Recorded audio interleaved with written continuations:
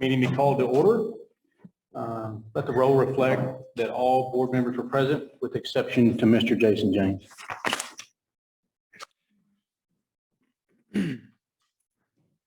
All right, we'll now hear public comments. Stacy will advise anyone that's signed up. Audience participation at a board meeting is limited to the portion of the meeting designated to receive public comments in accordance with our policies. At all times during a board meeting, the audience shall not enter into discussions or debate on matters being considered by the board unless requested by the presiding officer. Individuals participate by submitting a comment card in advance of the meeting. Comment cards are not transferable to another speaker, and incomplete or untimely submitted public comment cards will only be heard if time allows. Sign up open 1 hour before the posted meeting start time on the agenda and closed at the posted start time. If a speaker is not present when his or her name is called, the speaker forfeits the opportunity to speak. The board will hear public comments regarding agenda items only at this time. An individual must indicate the agenda item their comments will be addressing. Failure to list the agenda item being addressed will result in the presumption that you're speaking on a non-agenda item and will be addressed during the appropriate portion of the meeting.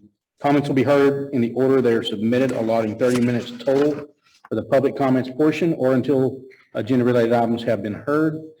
In the interest of time, the board reserves the right to adjust when public comment will occur during the meeting, reorder agenda items, continue agenda items to a later meeting, provide expanded opportunity for public comment, or establish an overall time limit for public comment and adjust the time allotted to each speaker, and make other reasonable adjustments to timing of public comment in accordance to the law. 3 minutes may be provided for each comment. However, if the total number of comments exceeds 10, the time limit may be reduced. In no event will the speaker be given less than 1 minute to address the board. A timer is displayed on the screen. If you are finished speaking at the end of your time, you'll be expected to stop, or I will interrupt you so we can move on to the next item. All limitations set forth in the board policy will apply to the public. And the public is encouraged to review the policy for detailed instructions and information. Any comments are limited solely to the identified agenda item as indicated on the speaker's card. Should any individual stop or fail to address the agenda item listed on the public comment card submitted, the presiding officer will stop the speaker and request they maintain focus on the agenda item and or ask them to share information at the appropriate point in the meeting. The information shared in public comment solely provides the opinion of the individual speaker and not the district. Specific factual information or recitation of existing policy may be furnished in response to inquiries, but the board shall not deliberate or decide regarding any subject that is not included on the agenda posted with notice of the meeting. The board may also refer a speaker to a staff member in authority over the issue. The presiding officer designee shall determine whether an individual addressing the board has attempted to solve the matter administratively through resolution channels established by policy. If not, the individual should be referred to the appropriate policy to seek resolution.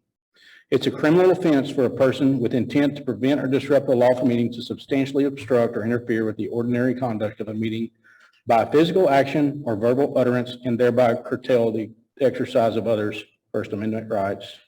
The board shall not tolerate disruption of the meeting by members of the audience. If after at least one warning from the presiding officer, any individual continues to disrupt the meeting by his or her words or actions, the presiding officer may request assistance from law enforcement officials to have the individual removed from the meeting. Stacy, do we have any speakers tonight? Yes, Mr. Owens, we have 6 speakers this evening. Thank you. And can you call the first one? Yes, sir. The first speaker is James Croson. Come on up to the mic. Yes, sir.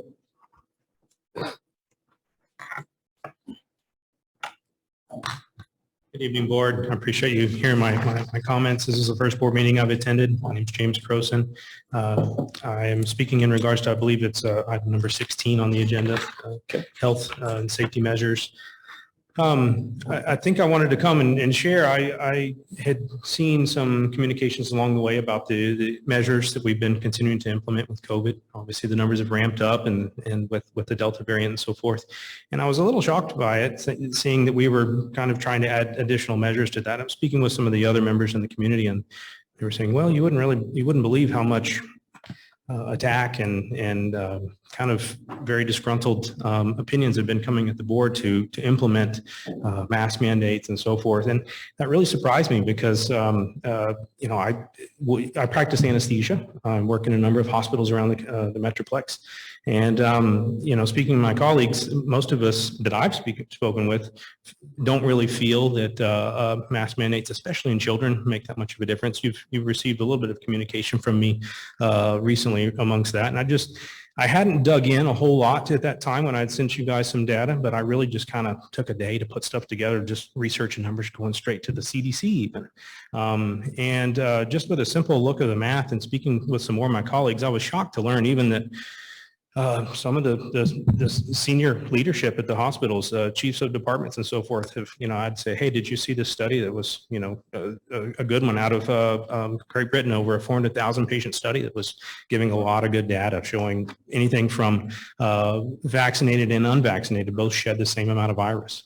A number of other studies from Waterloo and from Bangladesh and so forth. I could provide those for you if you desired, but it showed that masks didn't really make a difference. There was a study from the CDC back in 2017 that showed that influenza, masks did not prevent the spread of influenza. So anyway, I dug into some of that and I was talking with some of them and I said, you know, hey, have you seen this study? And they said, you know, no, I haven't, but we just need to follow what the CDC is telling us to do. That doesn't make sense. The science hasn't been backing that up. So quickly, with 1 minute remaining, I can provide this information for you later, but total currently we have 661,000 deaths on the CDC information, and that says confirmed as well as presumed. So there's a number of patients that are presumed COVID positive and they're not. Again, to quickly dive through this with limited time, of that number, the number of children that have died, school-age children, is 412 currently. That's 0.006% of all COVID deaths. And even currently in the ICUs, I've spoken with a number of the ICUs, the majority of what they're seeing is not COVID. For example, they're seeing in Med-City, Dallas, they're seeing 1 ICU patient every other week for COVID, and they haven't had any deaths there. So I guess I would just say that. Thank you, Mr. Crowson. Appreciate it.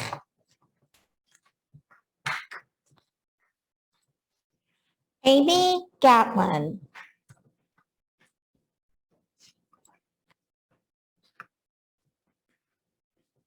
Hi. Most of you have heard from me like daily.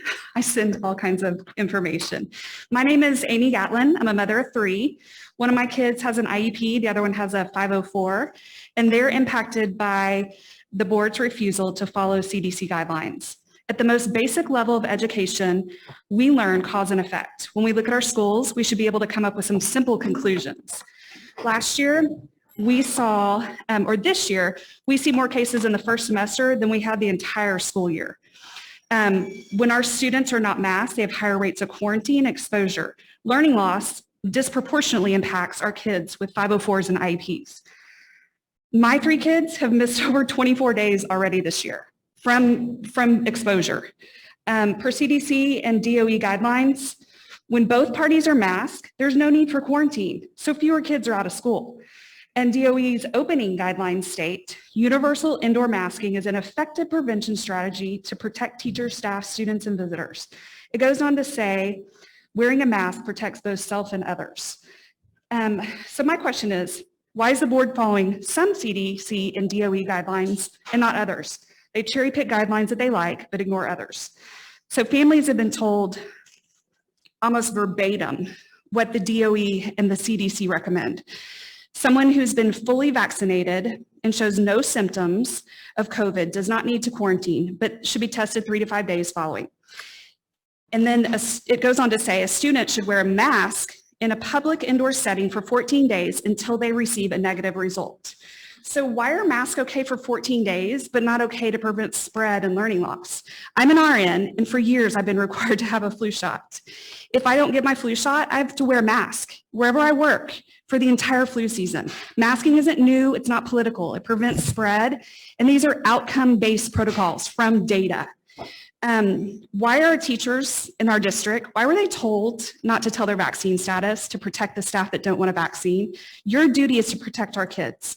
A component of the law is that you provide a safe school environment for your kids. At a minimum, teachers K through 6 should be masking. We've had 2nd and 6th grade unmasked teachers spreading COVID to students. This is a top-down issue. Admin that don't encourage vaccines and masks have staff that don't follow guidelines. Kids masked last year to protect teachers. They gave up their right, or whatever you want to call it, to protect teachers. And now this year, teachers won't protect kids. It doesn't make sense. And so for those of you that say the death rates don't justify masking, I'm one of the lucky ones. I have permanent heart damage, long haulers from COVID in March 2020. And 19% of all asymptomatic cases have long haulers. 27% of cases that were not hospitalized have long haulers. So you're putting our students' health and our staff at risk for no logical reason. Parents have not been giving any reason except for Thank you, the Ms. governor's. Gatlin. Thank you. Thank you. Amy Russell.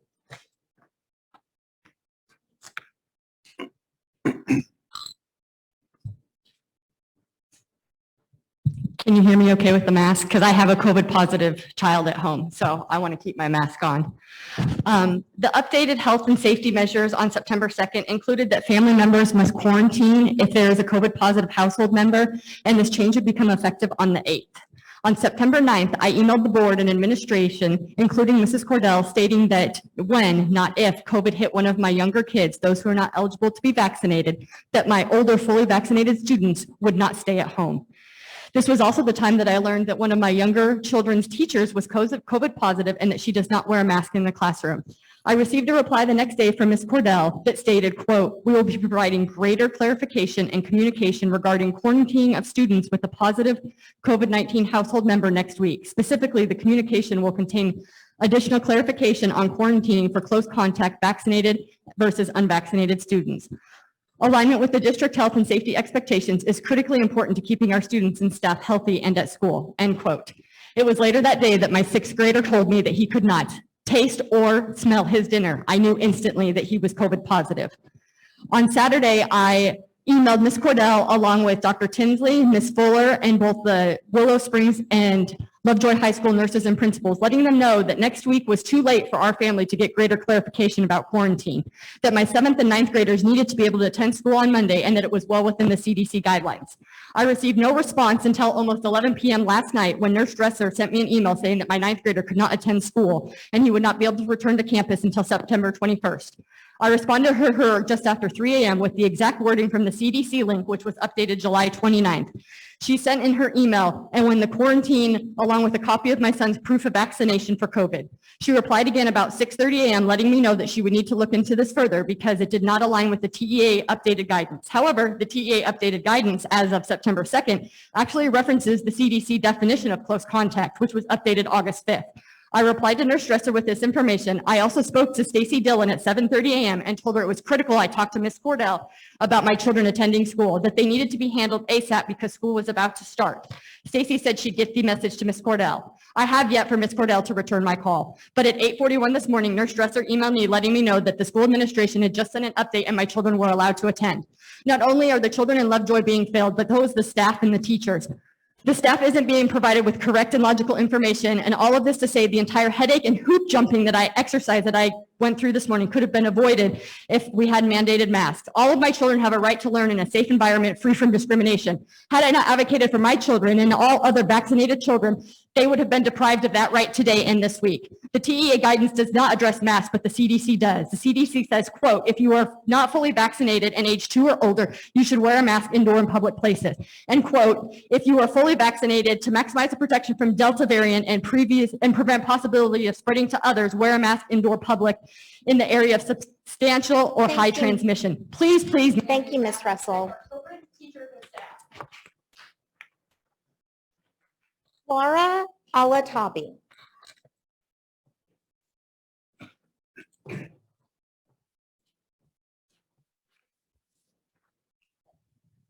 Board.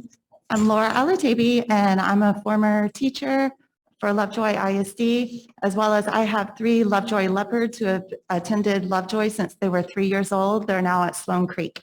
I'm speaking on behalf of number 16, the health and safety measures.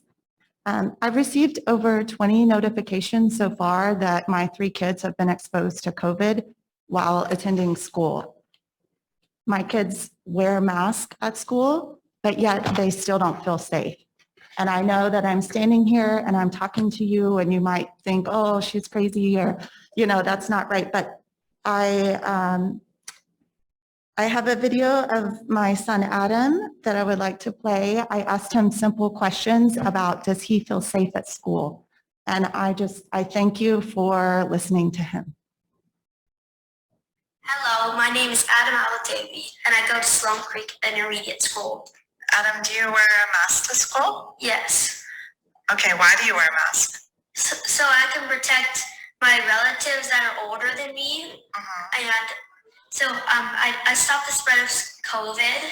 Okay. Do you feel safe going to school? Not at all, Why not? because no one wears their mask, no one socially distanced, and we're all bunched up together, and we're all facing each other. People are coughing, stuff like that. No one wears their mask.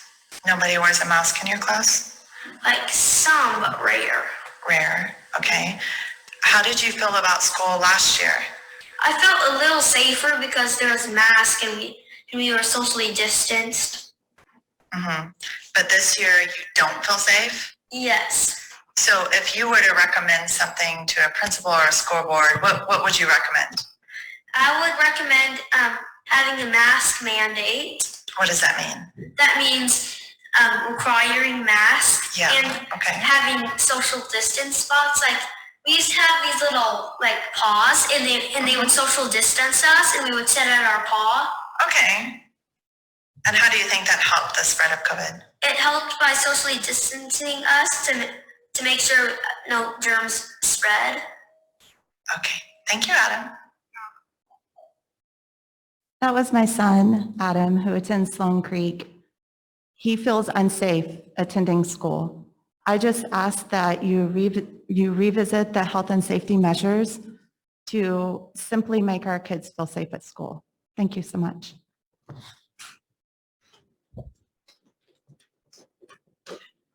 Cynthia Brugge.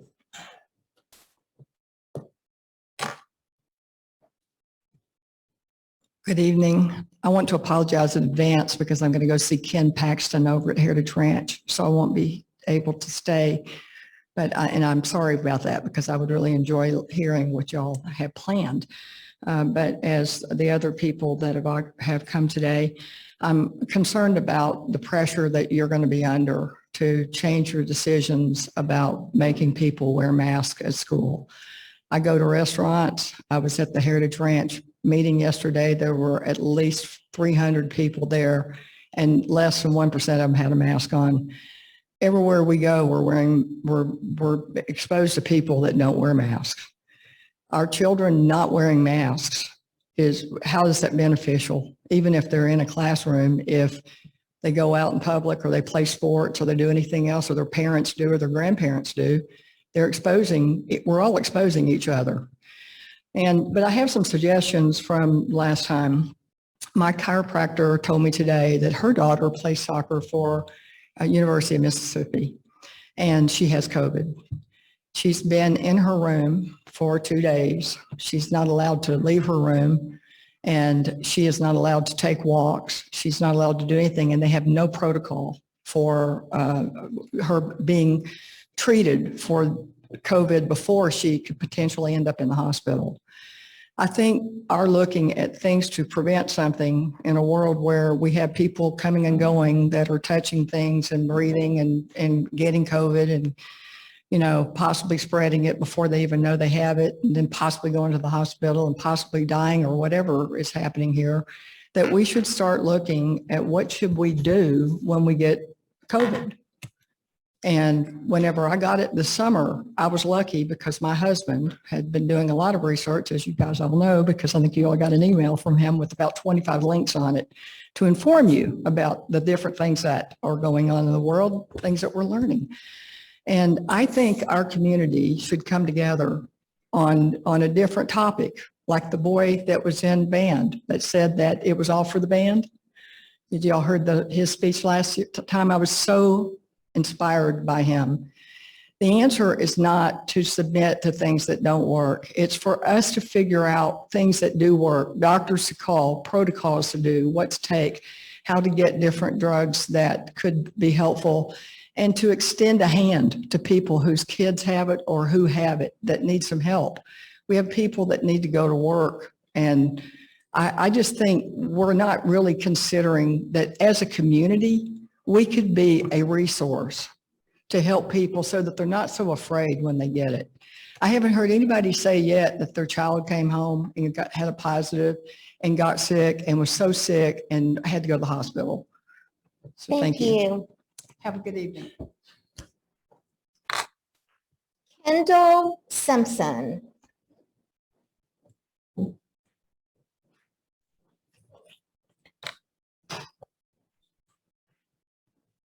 I have a couple handouts for everybody. Is it okay if I circulate them? And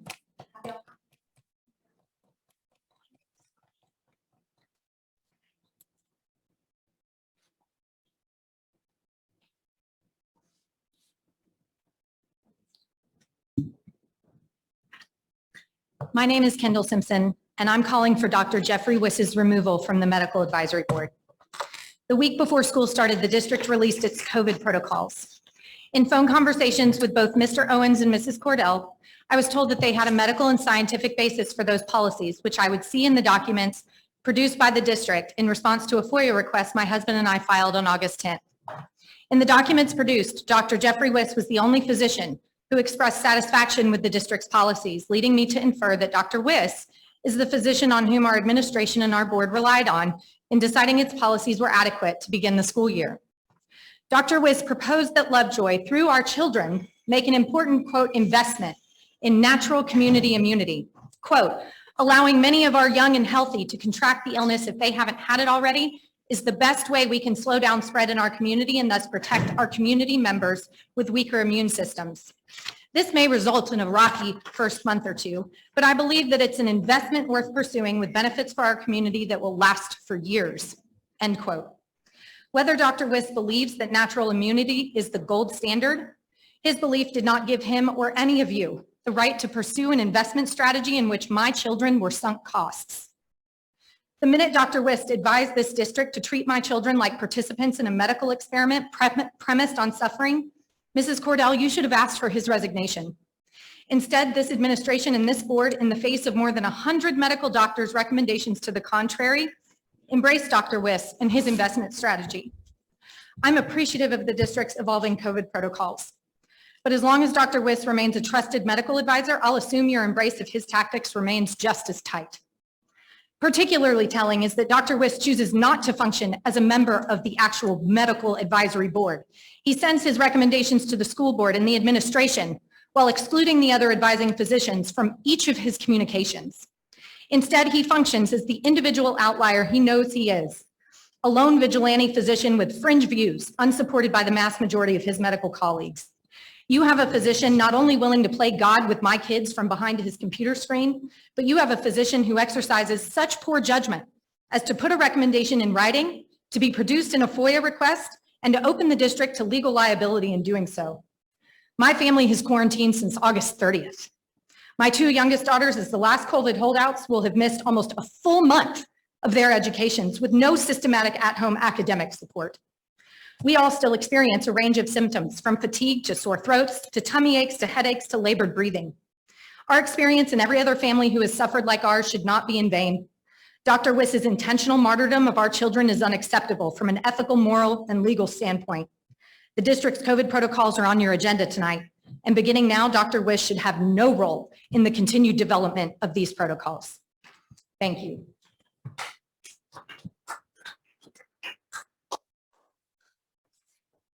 Mr. Owens, that concludes the public comments for this evening. Thank you. All right, next up, item 7, report on the Foundation for Lovejoy Schools. Sarah Brown, our Executive Director of the Foundation for Lovejoy Schools, and Larry Konetsky, our President of the Foundation for Lovejoy Schools.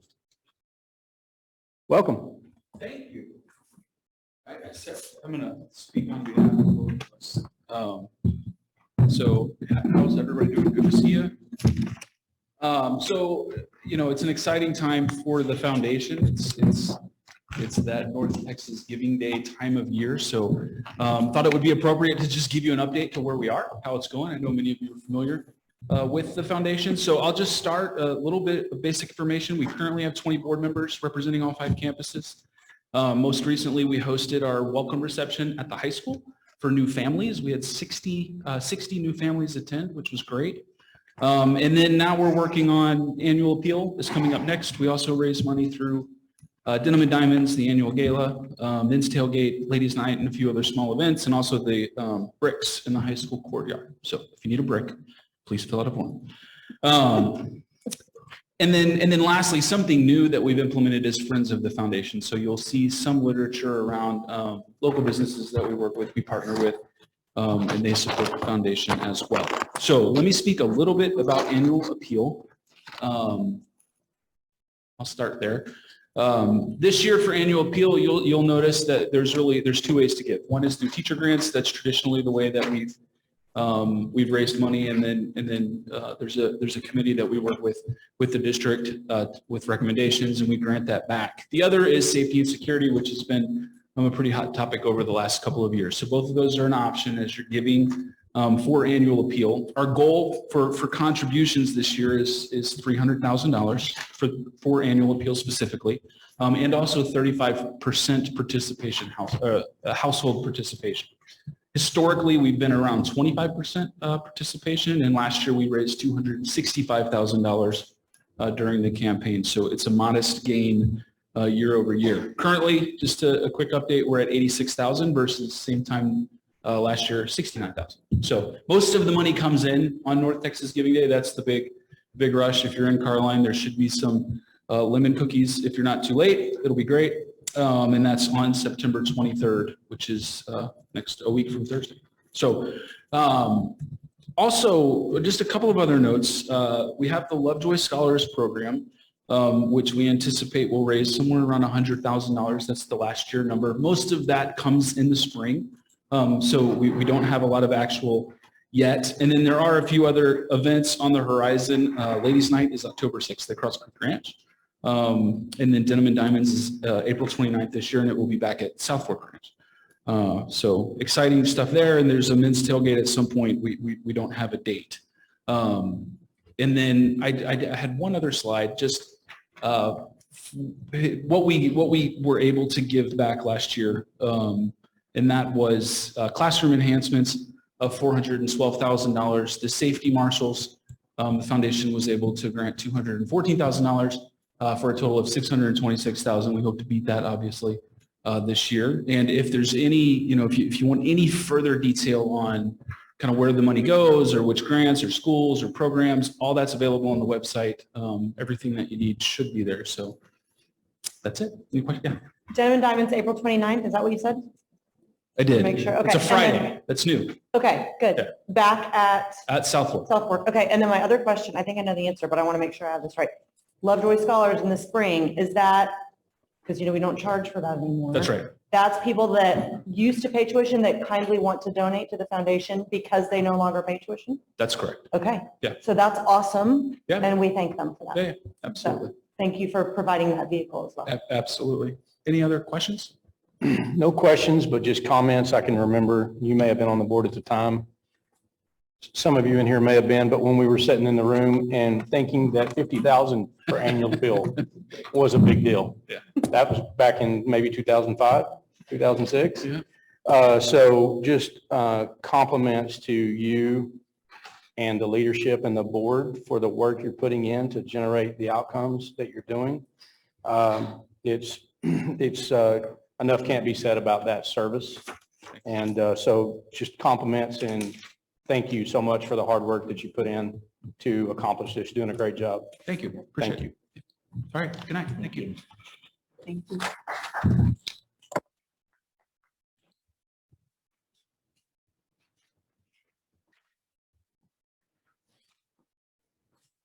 All right. Item 8, report on board governance norms, protocols, and board operating procedures. Ms. Cordell. Thank you, Mr. Owens.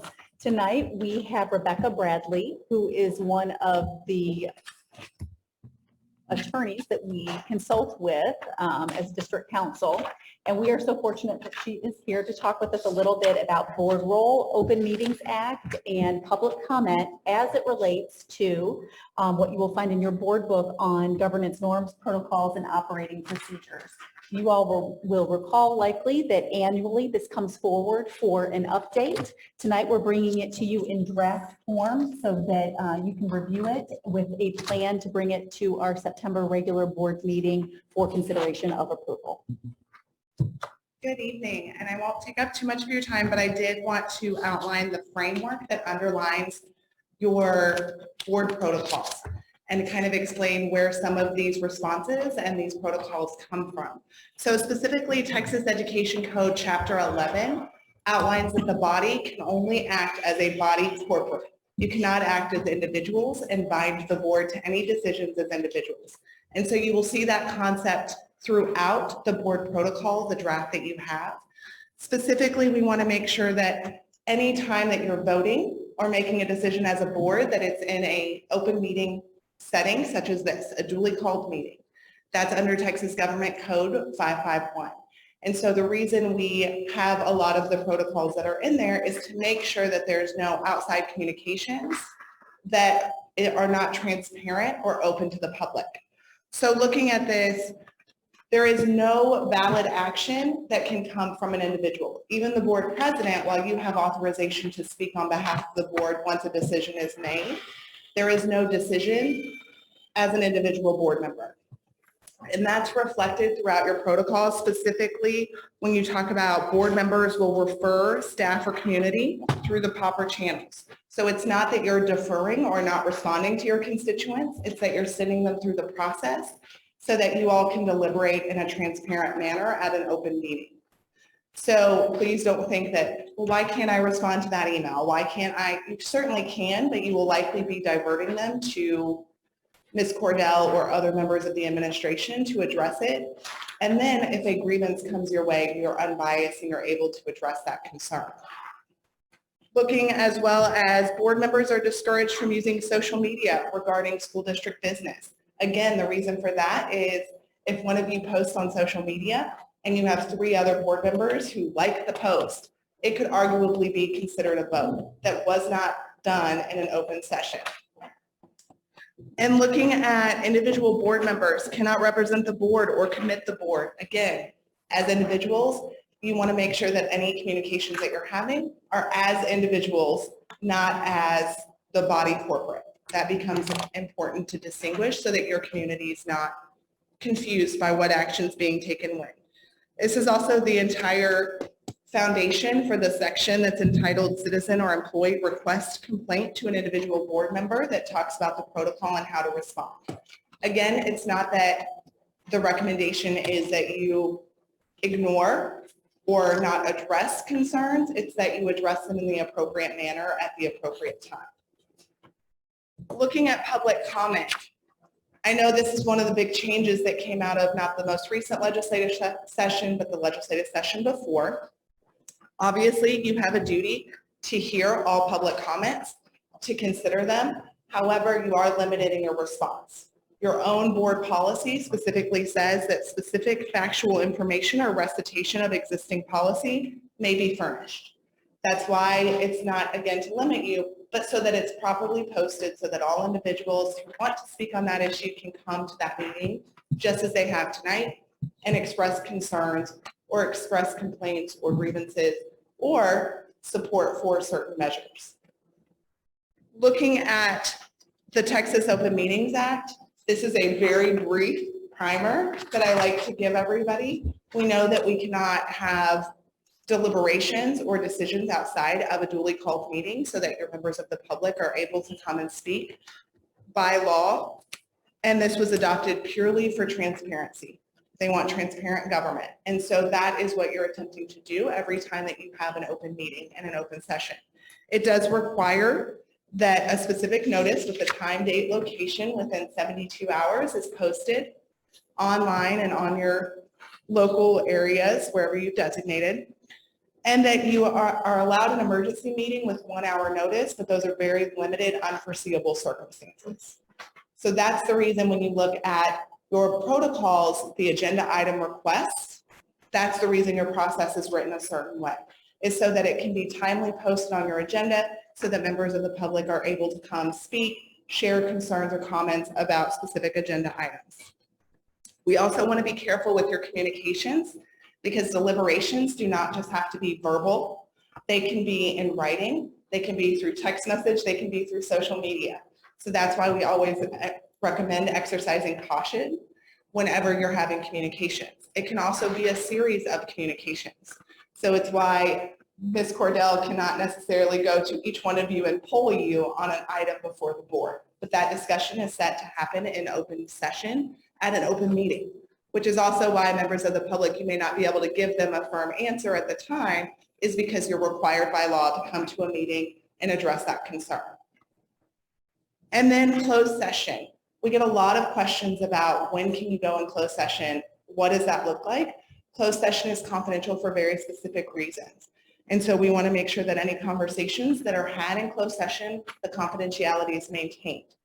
Some of the most specific examples that you'll see closed session are personnel matters. Those are confidential under Chapter 21 of the Texas Education Code.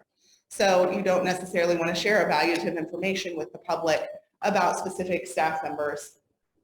Obviously, that may go through the public information process and that may go to the Attorney General, but that is not something as members of the board that you necessarily want in open session.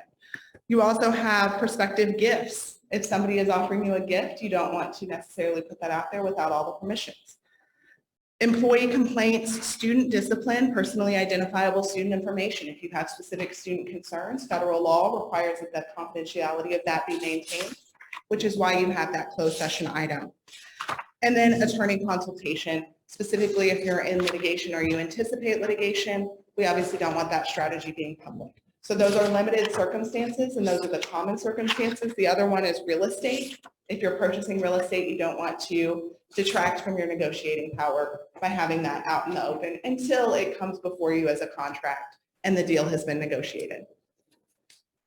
So there is a certified agenda that is confidential, and all votes for any action item must occur in open session.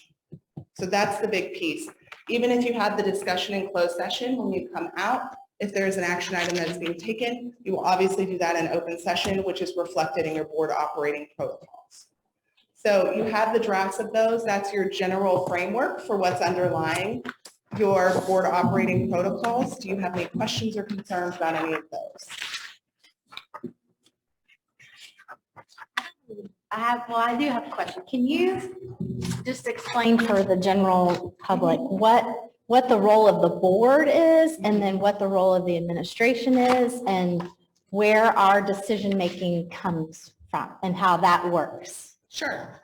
So Chapter 11 specifically says that the board has policy and governance, which is very high level. The routine day-to-day is administrative. And it's very clear that that falls into the superintendent's role versus the board role and responsibility. And so that's actually set out in statute that you have then codified in your board policy. So that B series in your board policy is all about your role and what that looks like, and actually discourages micromanagement of the day-to-day for the superintendent's roles. So your high-level policy and governance, superintendent is more of the day-to-day routine decisions as you delegate and authorize. Thanks. No. Any other questions?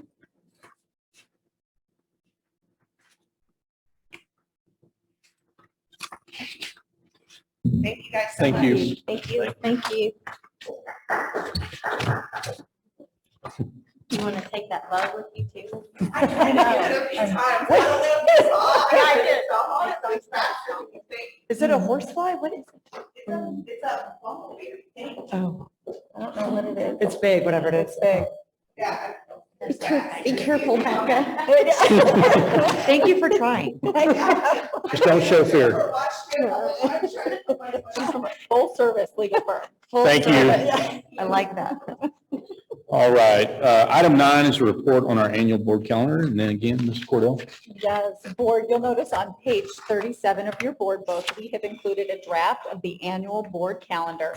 This is not intended as a replacement for the very detailed agenda that we will post 72 hours in advance publicly in alignment with our legal requirements. This is just something that is intended as a guide to be transparent and also serve to communicate to us and the public what is forthcoming at future board meetings. This is in its draft form. We can take any feedback that you may have this evening, and then we will bring this forward to our September regular meeting for your consideration and action. Great. Any questions? The calendar. Thank you. Item 10, report on transportation, school pickup and drop off. Dr. Tinsley?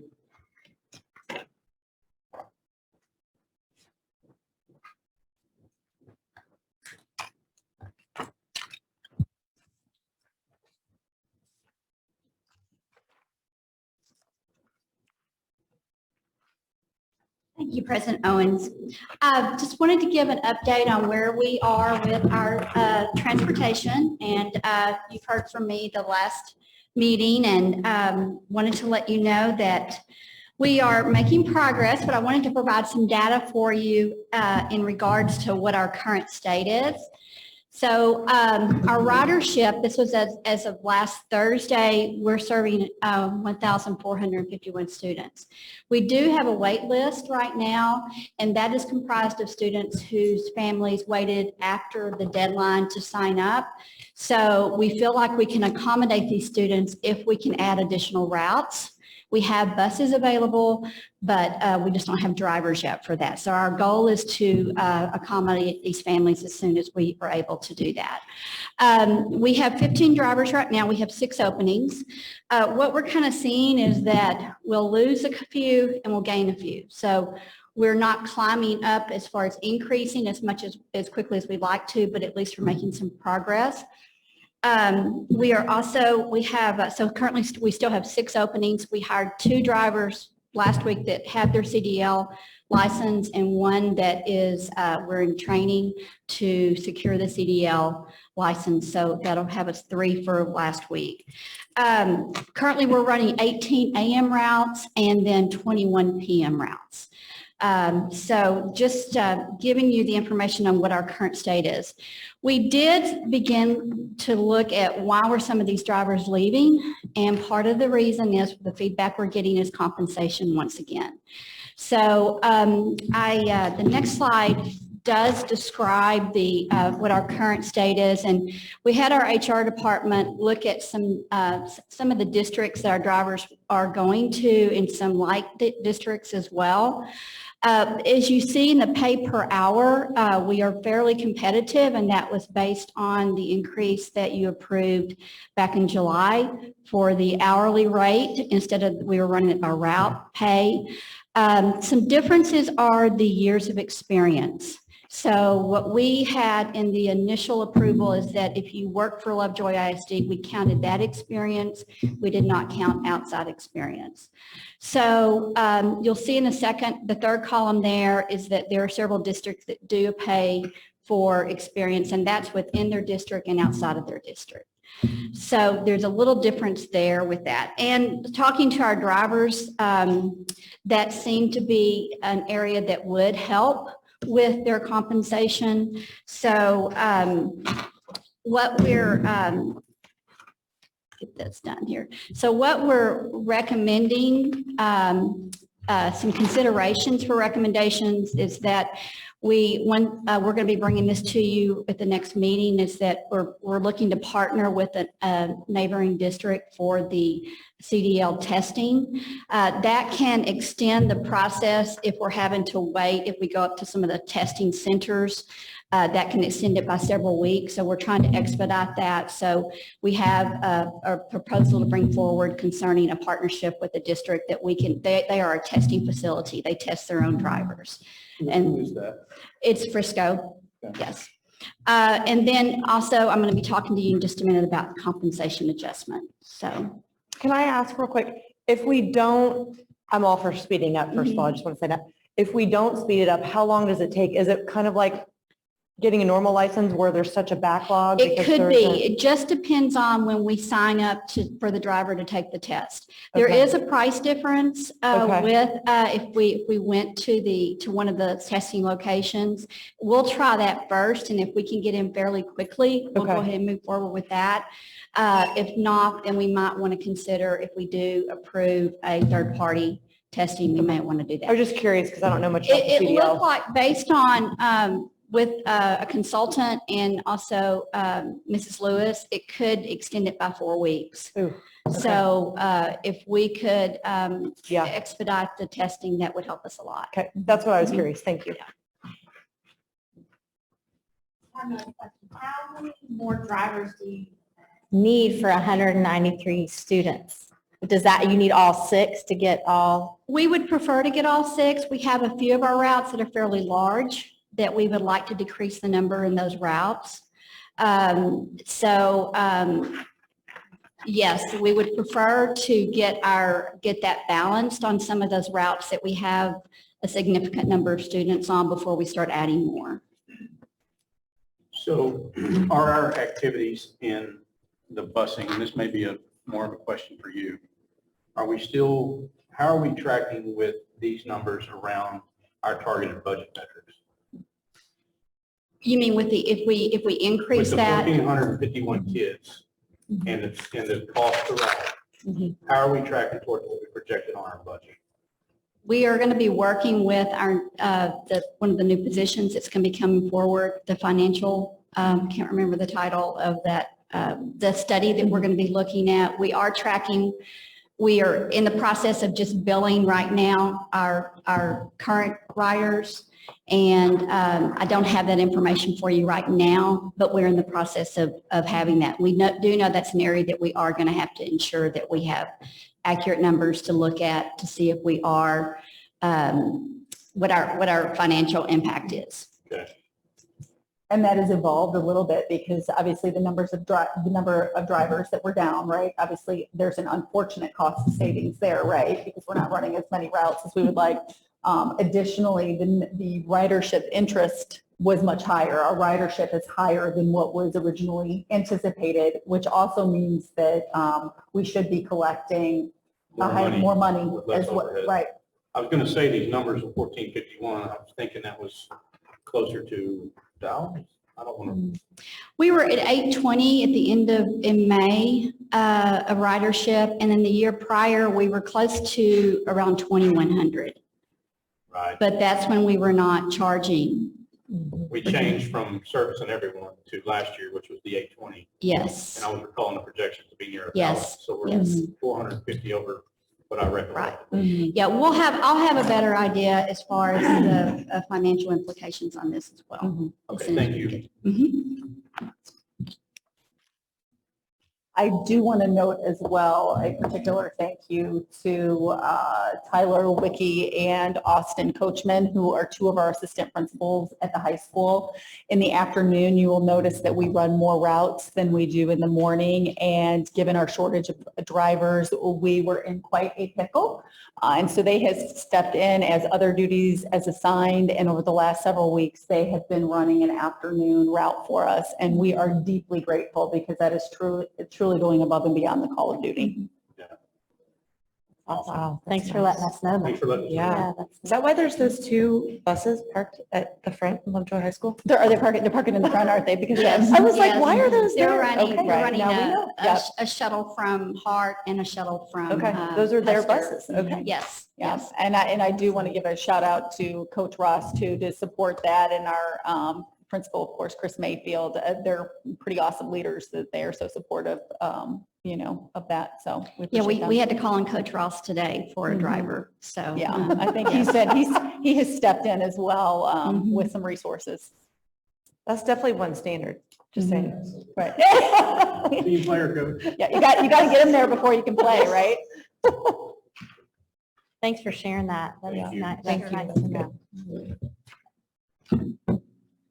Any other questions for Dr. Tinsley? I just had one quick question. The Princeton 1,000 completion stipend, what's that? That is if they complete the year, then they come back the following year, they're receiving a $1,000 stipend. So it's someone like a retention stipend.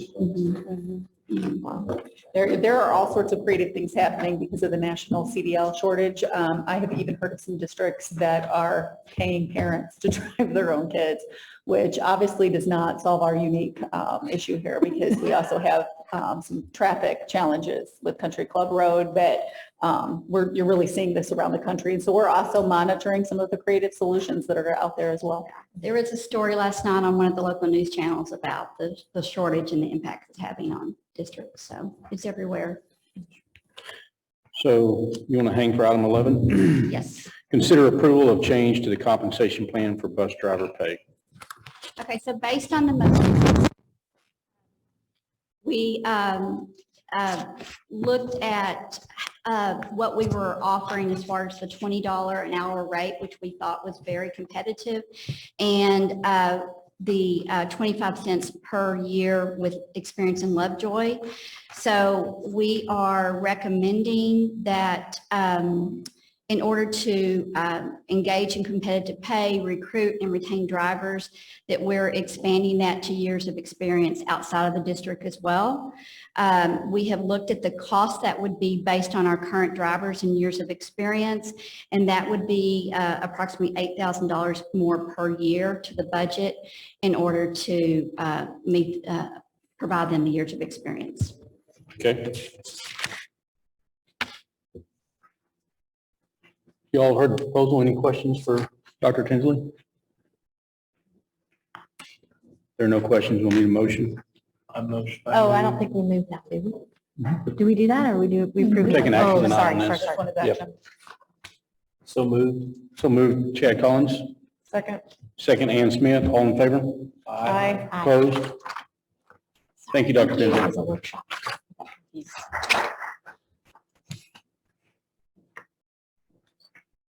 All right, item 12, report on our athletic capital projects.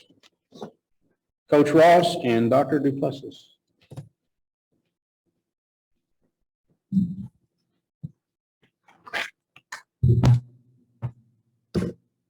Okay, I'll give a brief summary of the scope of the project and kind of show you a little bit of where we're at right now. Or maybe, I don't know. There we go. Okay, so this is what we're going to cover: our baseball and softball improvement update, turf replacement improvement update, and branding and insurance replacement update. Okay, this is the scope of the work that's been approved and what we're working on currently. And just the pictures of what was just up there, we're going back through the baseball press box, softball press box, batting cages, and then I have examples there that what they're doing currently.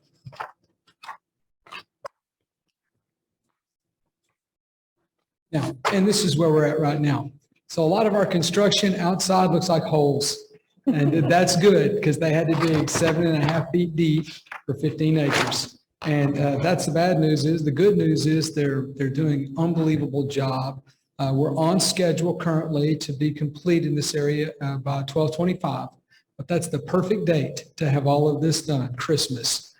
So right now, the soil stabilization is currently done on baseball, will be done on softball this week. They will start lime stabilization next week. Topsoil has been removed from our practice fields.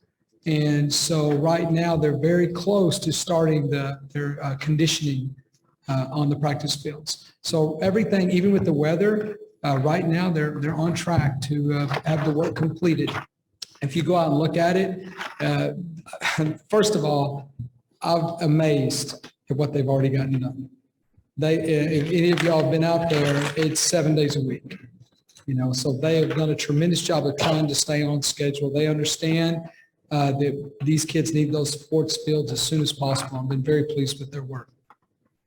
And then also batting cage, again, this whole area is still, right now, it's still just the soil stabilization. But very impressed with what they're doing right now.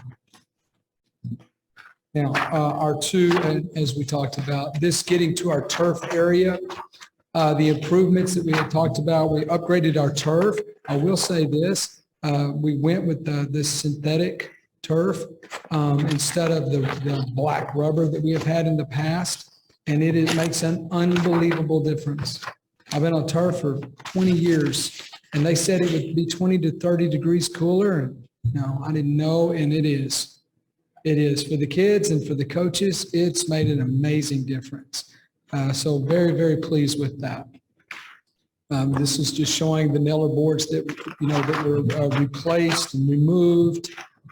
And then here's our current sports fields. I'm happy to report that, all of the fields are done. The Willow Springs Middle School field is now complete.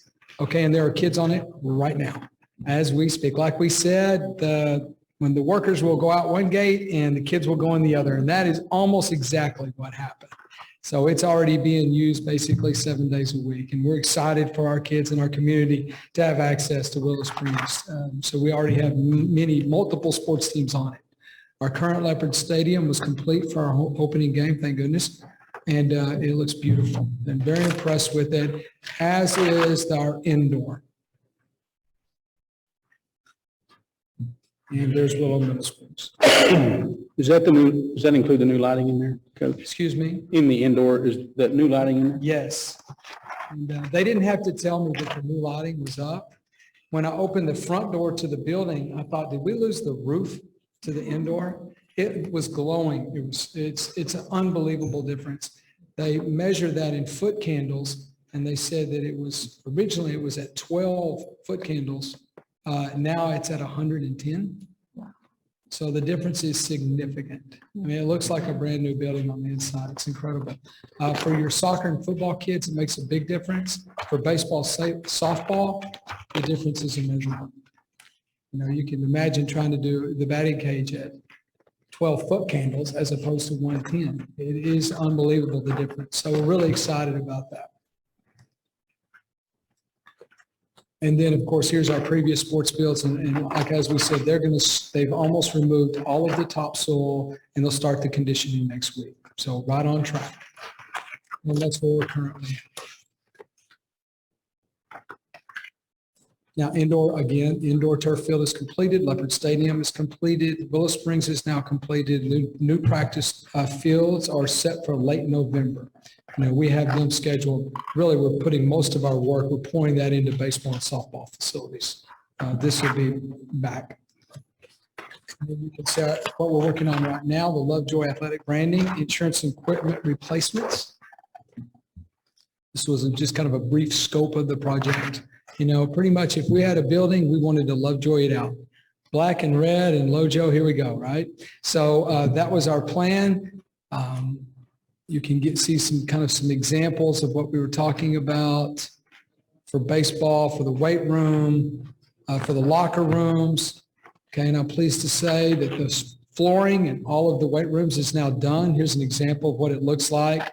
So there's the softball, there's the football, there's the baseball. It looks great. All of the sports teams, the kids have mentioned it to me, the coaches, they absolutely love it. What it also did is now there's just one standard for flooring in all of the athletic facilities. They all have the exact same flooring. And then here's our current weight room. So it gives you an example. We also had all of the LED lighting was upgraded. And then you have the new flooring and the new equipment in there as well. One thing before we move on, The only thing that is not done in there right now would be the lockers. And those are, because of COVID, it's very difficult right now to get some of these things in a timely manner. I think we're supposed to get them in somewhere around October or November. That's not something we're going to mess with this semester as far as just for the kids. Here's our current stadium branding. If you have seen the stadium, you can tell that we've already got a lot of the signage is going up. Most of the signage that is the soft kind that will be strapped on the outsides will be complete by this week. More of your firmer hard signage will be probably in the next 2 weeks. Some examples of the current branding that's already up. So the flooring is completed, the weight room is completed, and then the branding we'll say is going to be done at Christmas as well.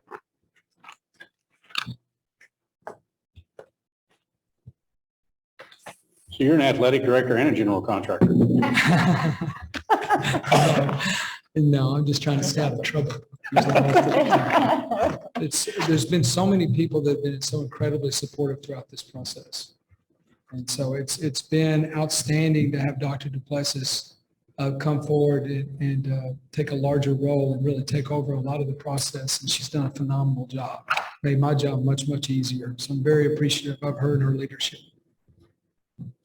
Thank you both for all you're doing. That's why I wanted him to present, because truly a phenomenal job of stepping up and taking care of things. So it's been fun to jump in on something I've done for 20 years and watch a coach draw out what the expectation is for the contractor and be able to follow up and make sure that the pay applications are done accurately and on time. It's been fun working with them. She watched me struggle. She just stood there and watched me struggle. No. She's been phenomenal.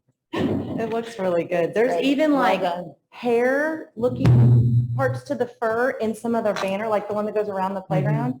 Like y'all didn't miss a thing. It's so impressive. And kids that aren't even playing football are like, have you seen? I'm like, yeah, I have. It's great. Well, we're so excited for the kids. It's really nice. It's just the beginning. And I think what we're going to see is, this isn't going to be everything, but it's going to be a great start. And what it's going to want people to, hey, what if we did this? What if we did that? And so some of our other booster groups and sports programs will be adding to these things. So we can't wait to get it all started and then let our community partner with us and make it even better. Yeah, looks great. Great job. Great job. Well done. Thank you.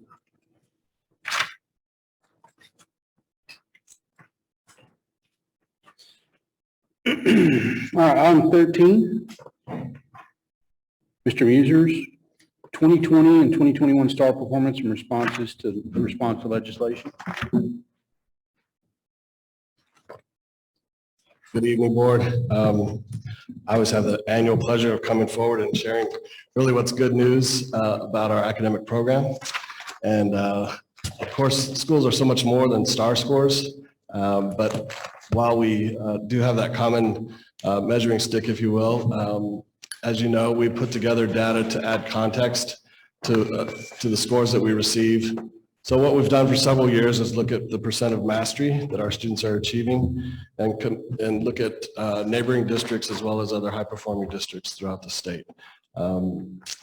Certainly we could benchmark ourselves against the state average or even the Region 10 average, and our scores would be oftentimes double what those scores would be, but that's not very helpful as we look to benchmark ourselves against other high-performing systems to be sure that we're supporting students to meet their academic goals. Other thing I really want to say before I jump into some of the numbers is this work really represents a very unique year last year, obviously.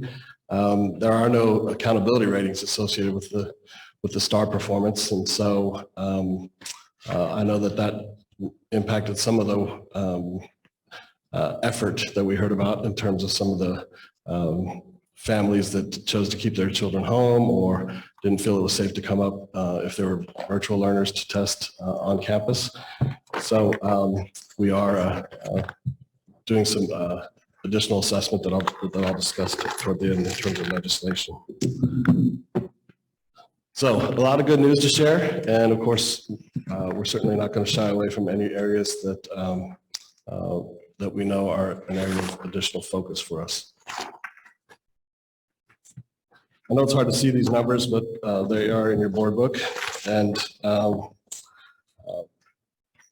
what I will do is with each subject area that's tested in each grade level is really just try to highlight our performance compared to our peers.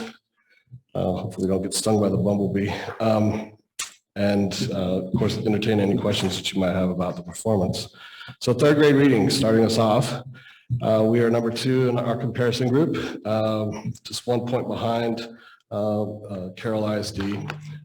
Typically what you'll see as I go through each of the slides or subject areas tested is it's often the top 3, including Lovejoy, Highland Park, and Carroll ISD. And so those might shift a little bit, and it might include some additional campus districts, but by and large, that's what you'll find as you look at the data for STAR scores. Looking at third grade math, as I said, number 3 in that comparison group, slightly behind Highland Park and Carroll. Just a 4-point difference with Carroll and a 4% and a 1% difference with Highland Park. In fourth grade reading, we're number 4 in this comparison group. This will be our first area that we'd really want to highlight as an area that's receiving additional attention and focus. In one specific place is we're adjusting the instructional minutes that are connected to reading language arts in our elementary schools. Oftentimes we balance those with our math minutes. But as we looked at really the curriculum requirements for our teachers to deliver literacy, both reading and writing, grammar, handwriting, there's more specificity that's a part of reading language arts. So you see a double-digit difference between Carroll and a almost double-digit difference between us and Highland Park. Fourth grade math, definitely a bright spot in the performance. We're number 1 in our comparison group, and the closest performing district is Carroll ISD, and they were 9% below us.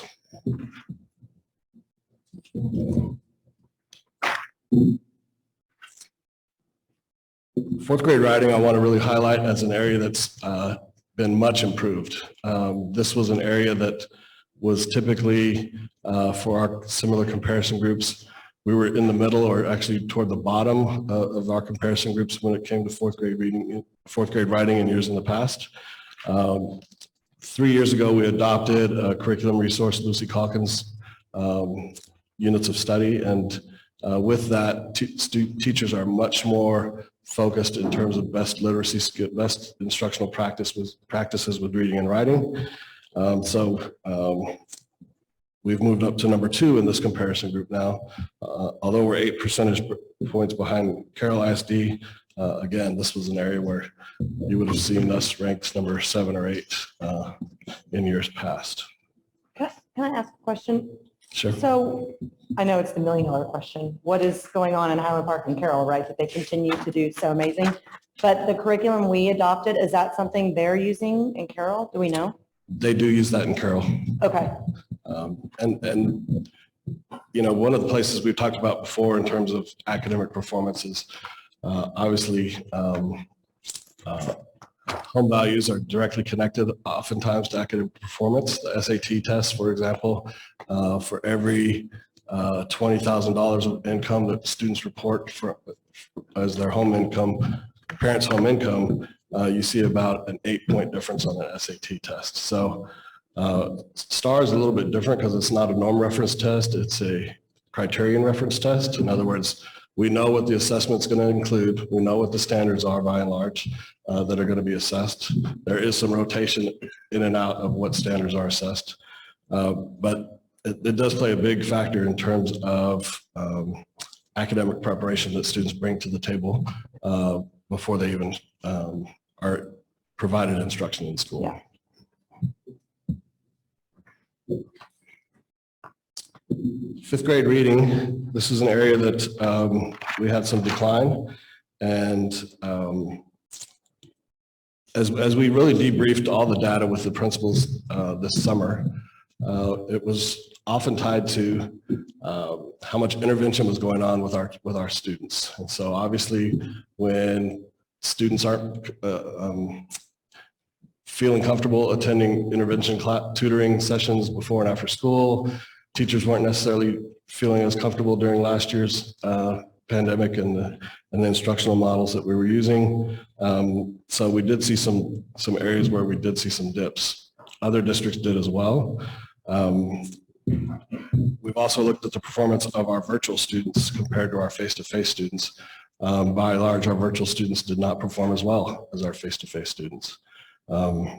So as we've looked at that data, fifth grade reading was definitely a place where we saw not as much tutoring going on, not as much intensive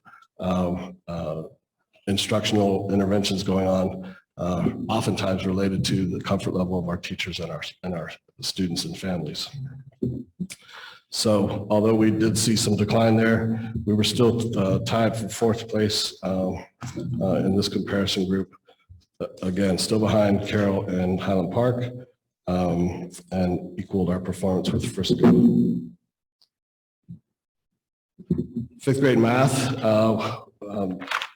although we had some slight declines, still very strong performance. Number 2 in this comparison group, just 5 percentage points behind Carroll, but again, outperformed all the other peers in this comparison group.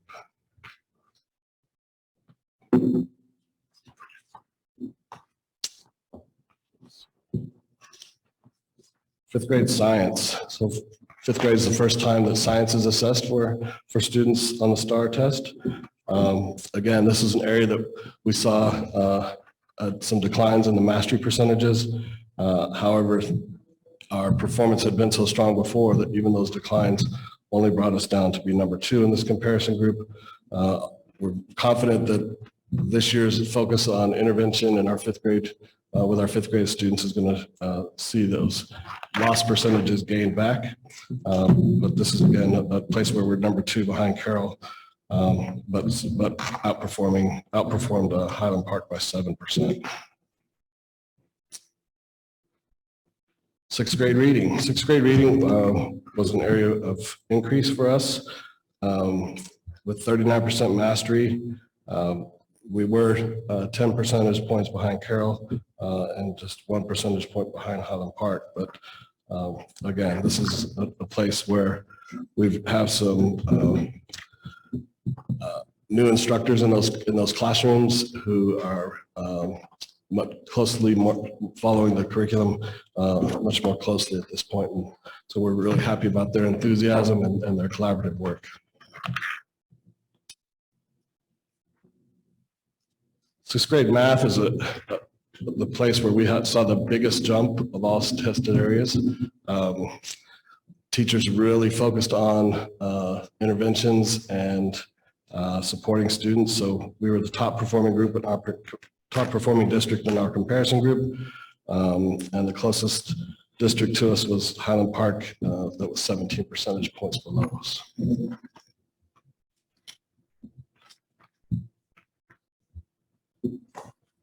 Seventh grade reading, again, another place of solid performance for us. We were the number 2 in this comparison group and 5 percentage points behind Carroll ISD.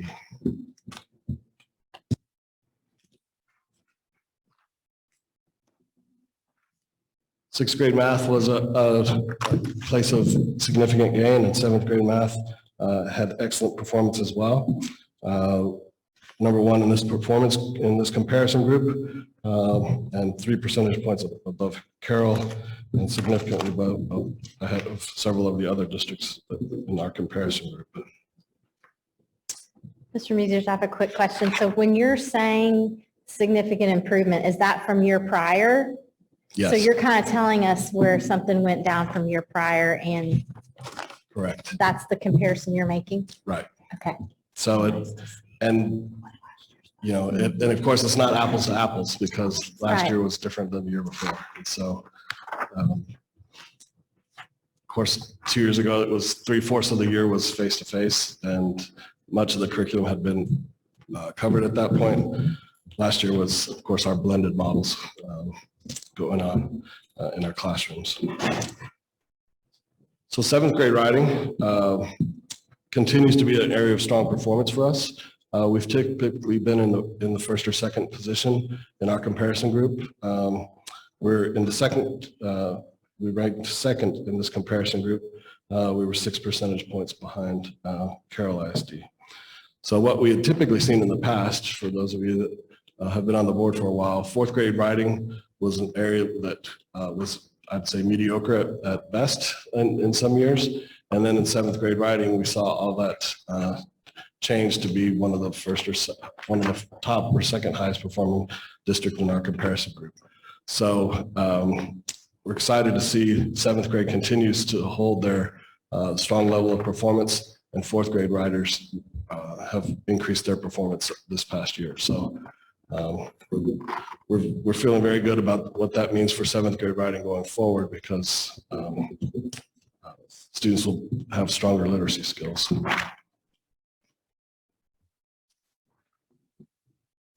8th grade reading was, I'd say, another area of performance that needs to be improved. One thing that we always discuss with principals is, our size is both a blessing and a curse, especially as you look at data analysis. Oftentimes, our STAR scores reflect the work of just 3, potentially 4 teachers in the school district. So, we often have 3 teachers teaching 8th grade language arts and 3 teachers teaching 7th grade language arts. So we did have one of our teachers had some struggles last year in 8th grade, and so, to be honest, as we look at data, that was reflected in some of this performance. So we're feeling very good about some of the instructional changes that have been made, and we fully expect to see this performance rebound for the upcoming year.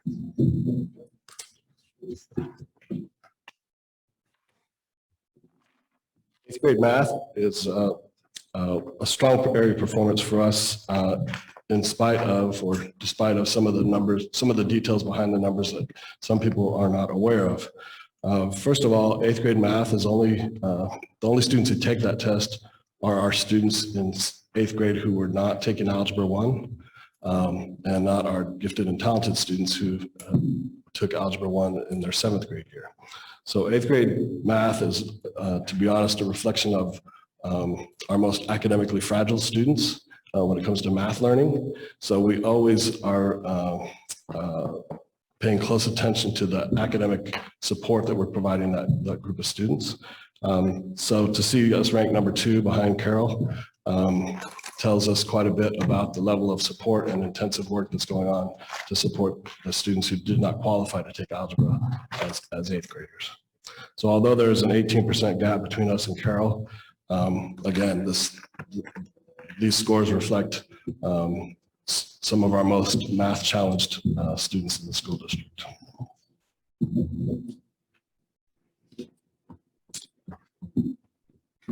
Eighth grade social studies has been an area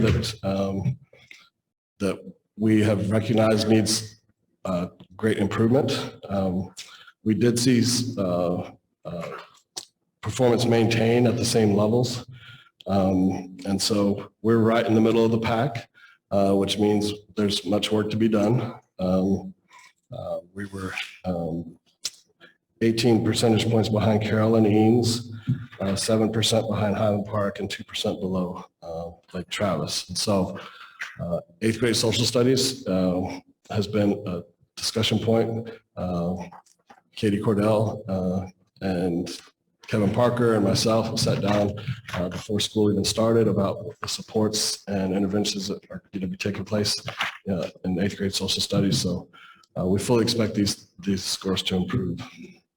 Hey, real quick, I feel like this has been a challenge since I've been on the board. So for some of our newer ones, what have we done over the past few years to try to move that needle? I know it's hard, right? Because it just seems like the subject matter must be, I don't know, I'm just curious the backstory. One challenge we've had is the availability of teachers to provide intervention before and after school, because often coaches are connected to social studies in both in 7th and 8th grade. We've also needed to revamp the curriculum as well as the assessments that students are given. As one of the conversations as we had prior to the start of school was the level of assessments that are going on in unit tests and increasing that rigor so that students are much more prepared for the rigor of the STAR test. There's really quite a bit of old school instruction going on, is really how Kevin Parker classified it. And we would agree that it's still quite a bit of sit and get, as opposed to creating much more of an experience for our students. The subject matter is not the greatest and most entertaining, but that's the challenge every other district is faced with as well. Right. It's U.S. history up to the Civil War. So it's an area that, again, continued focus around the assessments that students are receiving and the overall instruction being much more engaging. Okay. Thank you.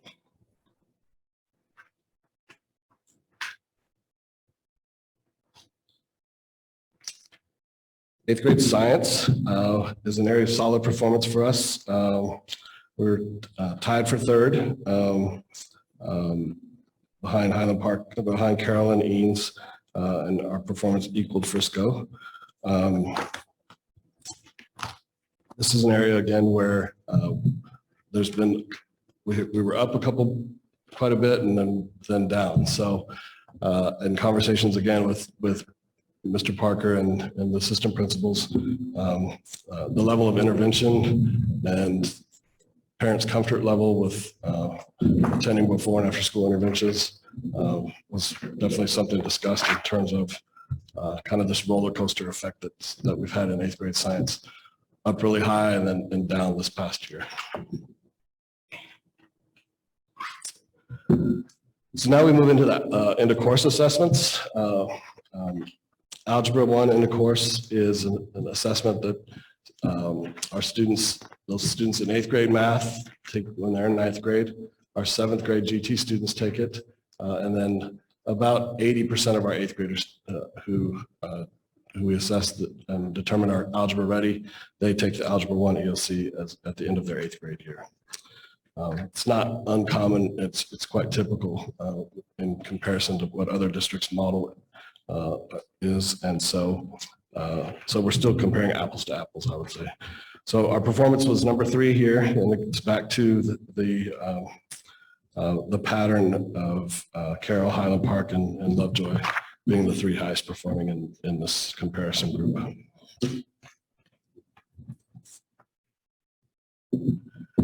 English 1 in the course. This was an area that we had some declines. We had some new instructors in this grade level. And we recognize that we've got some additional focus to do in terms of the level and experience that students are getting in English 1 in terms of both the assessments that they're engaged in during the school year, but again, the quality or overall engagement level.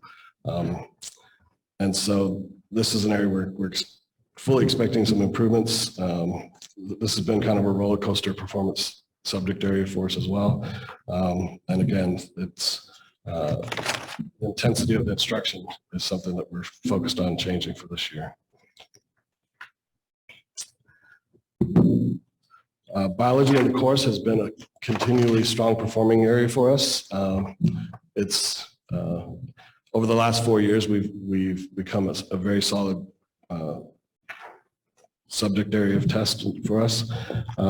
And as you can see, we're number 2 behind Carroll, just 1 percentage point behind in terms of mastery.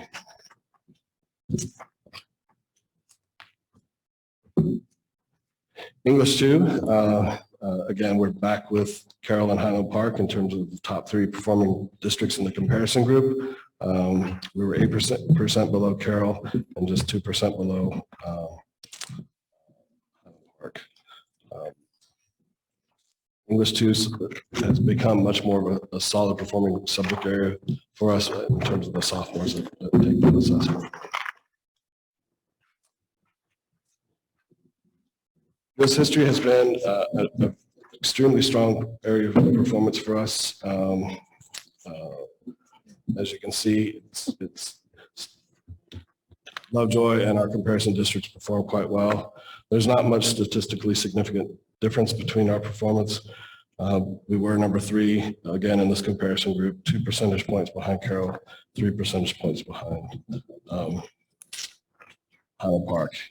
And the 3 of us over the years have really, there has not been much spread. It's one of us will move up 2%, the other will be about a percentage point behind. So the 3 of us kind of jockey for the top spot, but it's not much, it's not very much, the performance is not separated by high percentages at all.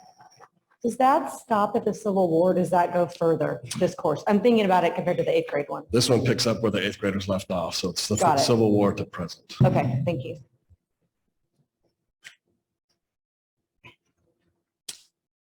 So overall, I would say we've clearly identified some areas of some bright spots. Our 6th and 7th grade math continues to be extremely strong. 7th grade writing continues to be a solid performing area for us. We're proud of the improvements that occurred in 4th grade writing. 3rd grade continues to be very strong for us as well.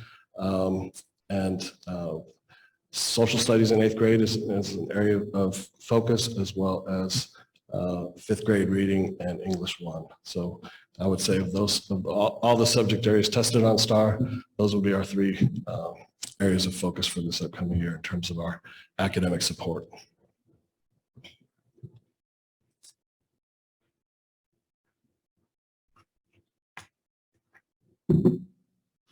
So STAR last year. Comment on that.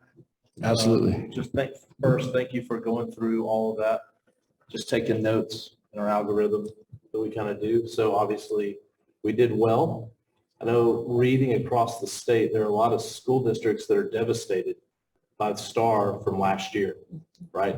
So big, huge drop off. So I just want to say thank you to our teachers and staff for really overcoming a dramatically different way of educating kids.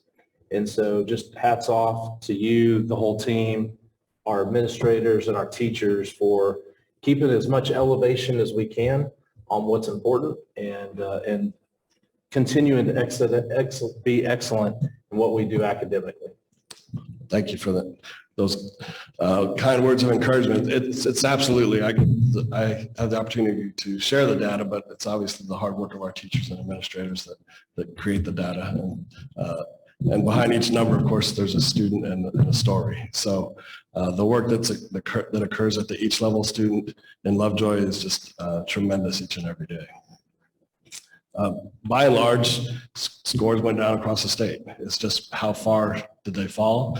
And where we did have some increases, like 6th grade math, for example, we can really pinpoint what was it about that handful of teachers that maybe did some things different in the midst of a pandemic that caused that level of performance. So always looking to let data be a place for us to explore our strengths as well as our areas of additional work that we need to focus on.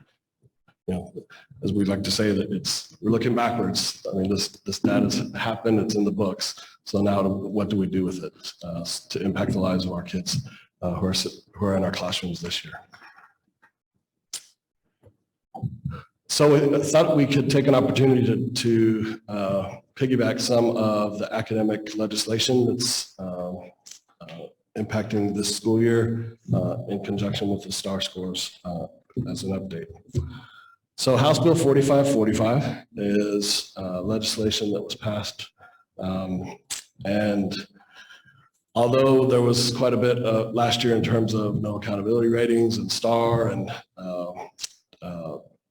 what we received at the end of June was somewhat of a surprise in terms of actually all that score stuff did matter. And students who did not meet grade level standard on STAR performance last year now must receive intensive tutoring for this school year of at least 30 hours in each subject area that they did not perform well on STAR test last year.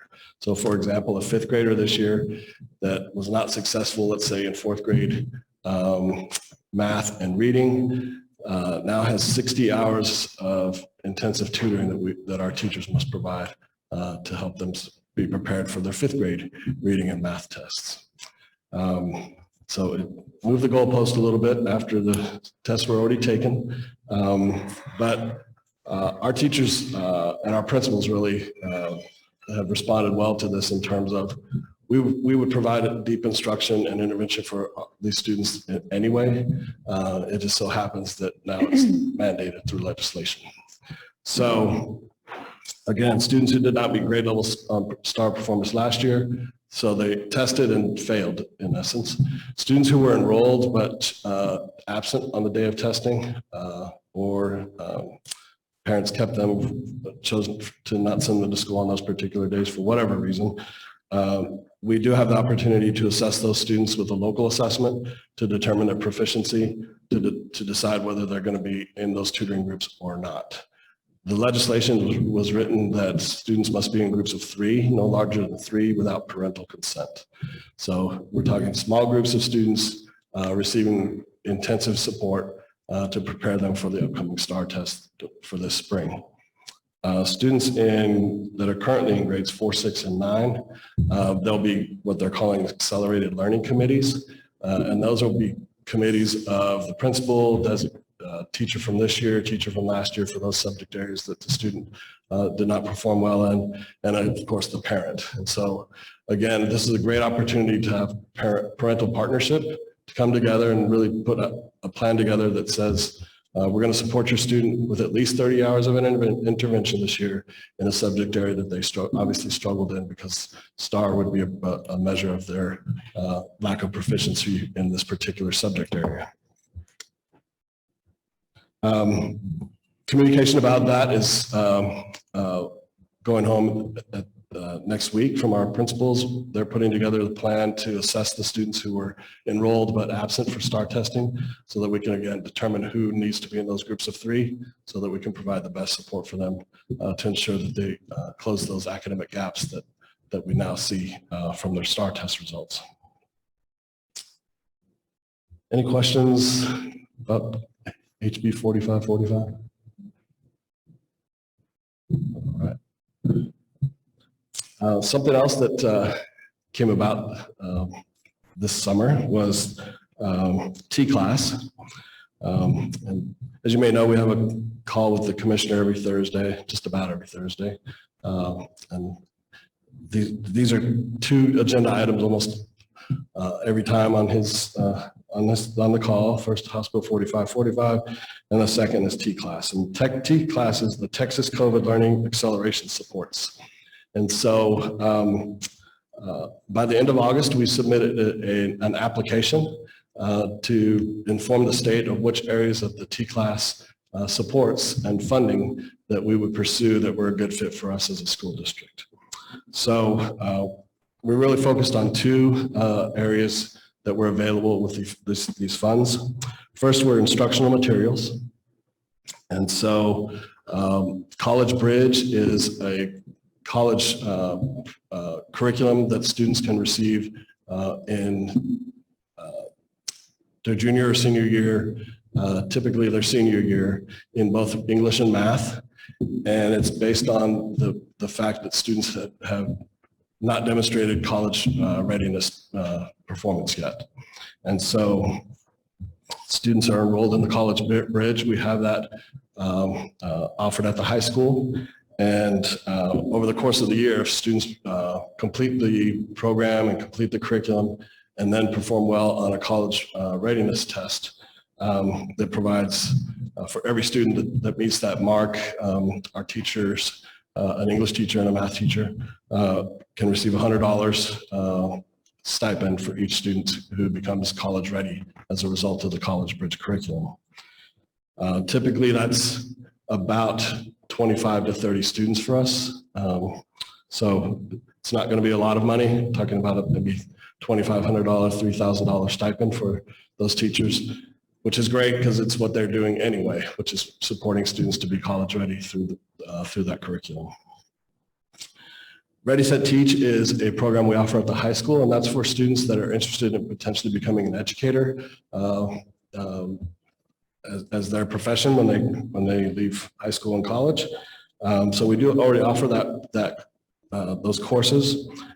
This T-class application allowed us to pursue a $5,000 stipend for that teacher, who part of that stipend is for them to review the curriculum that the state is going to provide for that particular course. So again, great things are already happening. We have students who go to state in those contest areas, Texas Association of Future Educators, for example, TAFE.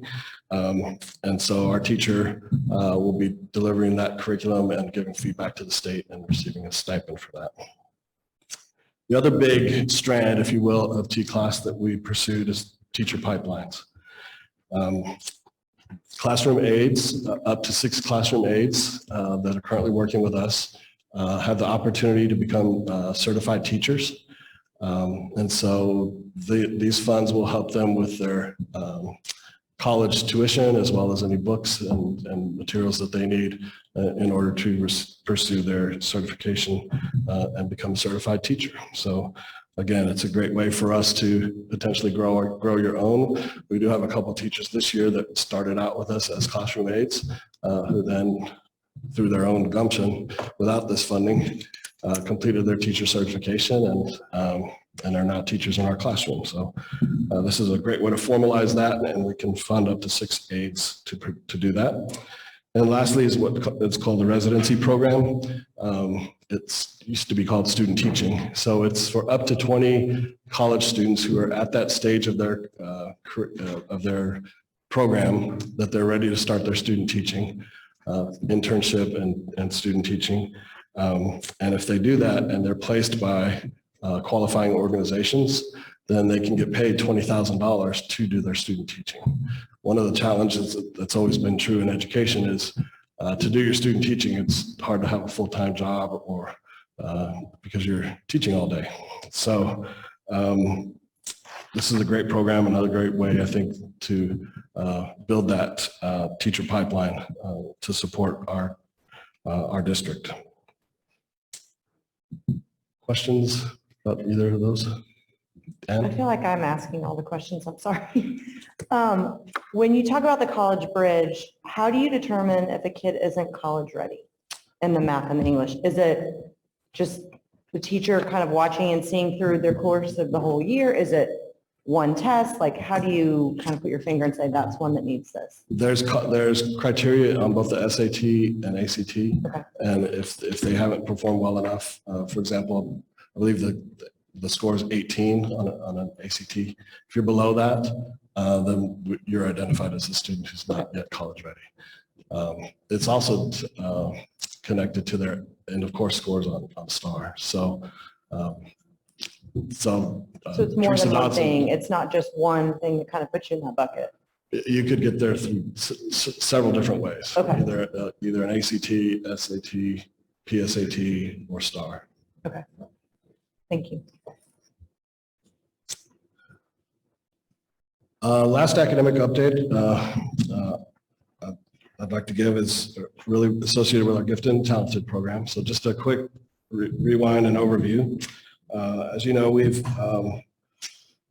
have our GT program in K through 4 that looks a little different than other districts may choose to do the program. In first and second grade, students are in a pull-out program periodically each week, experiencing curriculum that's really more around problem solving, engagement, supporting their needs as a gifted learner. In kindergarten, it's pushed in, so we test students in March, and so we have teachers going in to provide that modified curriculum to all the students. And then when all the kindergarten students test in March, and that's when we identify students who fit that criteria for gifted and talented. But in third and fourth grades, we have students who are identified either in language arts, social studies, or math science, and they attend class with a specific GT trained teacher. And so we, of course, monitor the class enrollment. We still have a 22-to-1 ratio in K through 4, including in our gifted and talented program. And so we've tested nearly 200 students over the course of this summer, as well as this month, for potential identification in gifted and talented. So right now, we're just closely monitoring where we are with our GT enrollment in grades 3 and 4, especially at Puster at this point. So we're continuing to monitor. The testing for this month has occurred on Saturday, and then we've got a second round of testing on the 25th.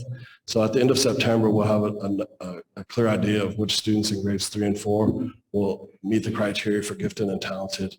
And of course, we'll explore the solutions we might need to make in terms of maintaining that class ratio of 22-to-1. Of course, if a class can go up to 24 with a class with a waiver, but again, we'll continue to keep you in the loop about where we are with our gifted and talented enrollment in grades 3 and 4. That's all I have for you at this point.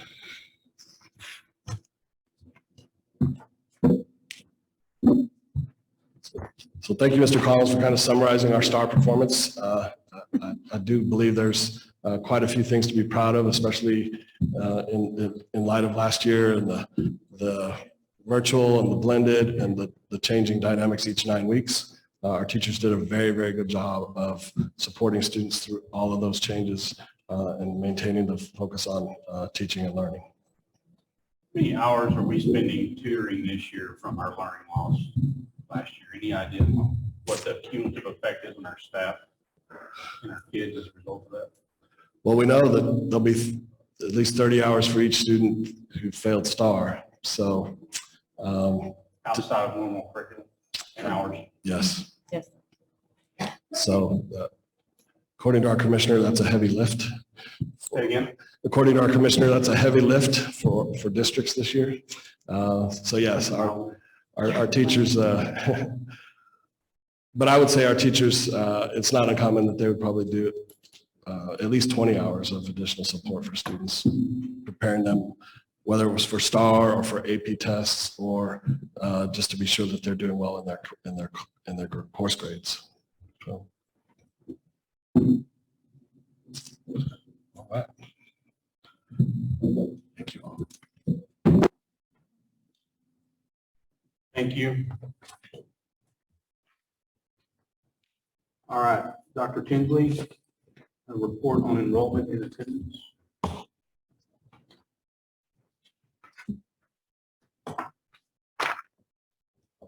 I'm having difficulty here. Okay. Wanted to give you an update concerning student enrollment. You have a handout there that the first slide is comparing our current overall enrollment and our campus enrollment beginning of the year 2020, 2021, 22, and then end of the year for the 4 previous years. The increase from this 2021 end of the year to the beginning of 2021 is about an 8% increase is what we're seeing as far as enrollment. You'll see that predominantly that's at the high school level where you see the greatest increase of students. And then with Puster and Hart, of course, those increase with the combining of those campuses. Of that total of 4,325, 326 of those are Lovejoy scholars. And as of today, this number was as of September the 10th. As of today, we were at 4,324, but Mrs. Lester told us that we had 2 kiddos over at Puster that were enrolling. So hopefully tomorrow will be by 1 more student. So, and then on the next slide, just to give you an idea of our daily, average daily attendance, year to date where we are. At the beginning of this school year, we were at our daily our year-to-date average daily attendance was 94.17%. And we have fluctuated a little bit with that, but so our daily ADA as of today is 93.43%. That's attendance when we're talking there. And as compared to, let me go to the next slide or not. Did not. So you don't have those figures there in front of you, but at the end of year in 2021, it was 96.41% attendance. 2019, 2020, 96.54%, and end of year 18-19 was 96.27%. So we are down somewhat, but I think we understand why we're down here. But you're going to see in just a minute when we go over our health and safety measures update, you're going to see what our average has been daily since the first day of school. So just real quick, non-pandemic, 3 years ago, 2 years ago, 96% attendance. Pandemic, 94%. Mm-hmm. What do we budgeted on, 97 or 96? I think we did 96 something for that. Yeah, 97. We did 97. 97 for the year. I was afraid of that. Yep. Okay. Was hoping it wasn't that.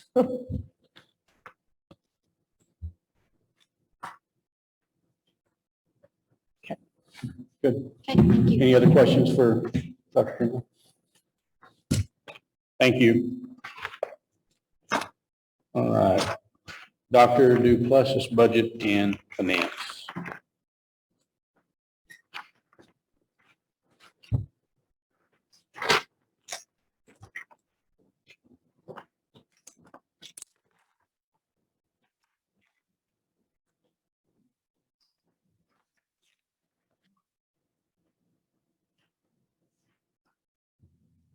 Good evening.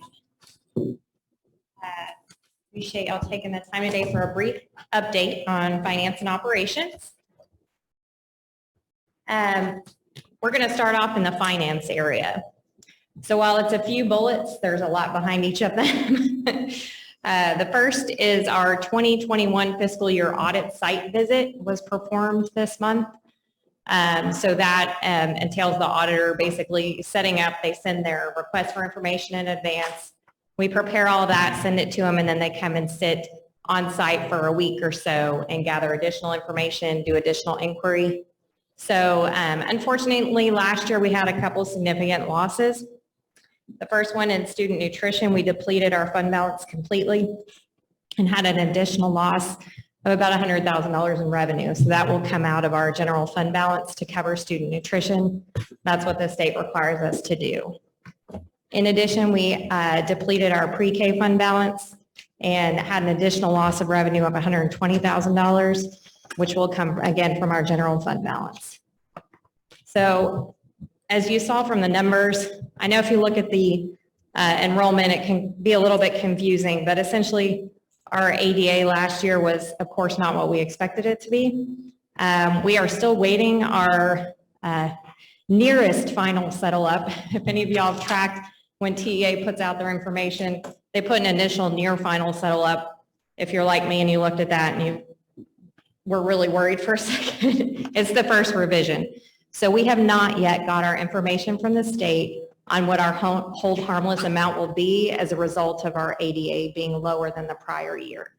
So we're still waiting that information. So at this time, it's kind of hard to tell you where we ended in last fiscal year until our auditor completes their work, has the near final settle up.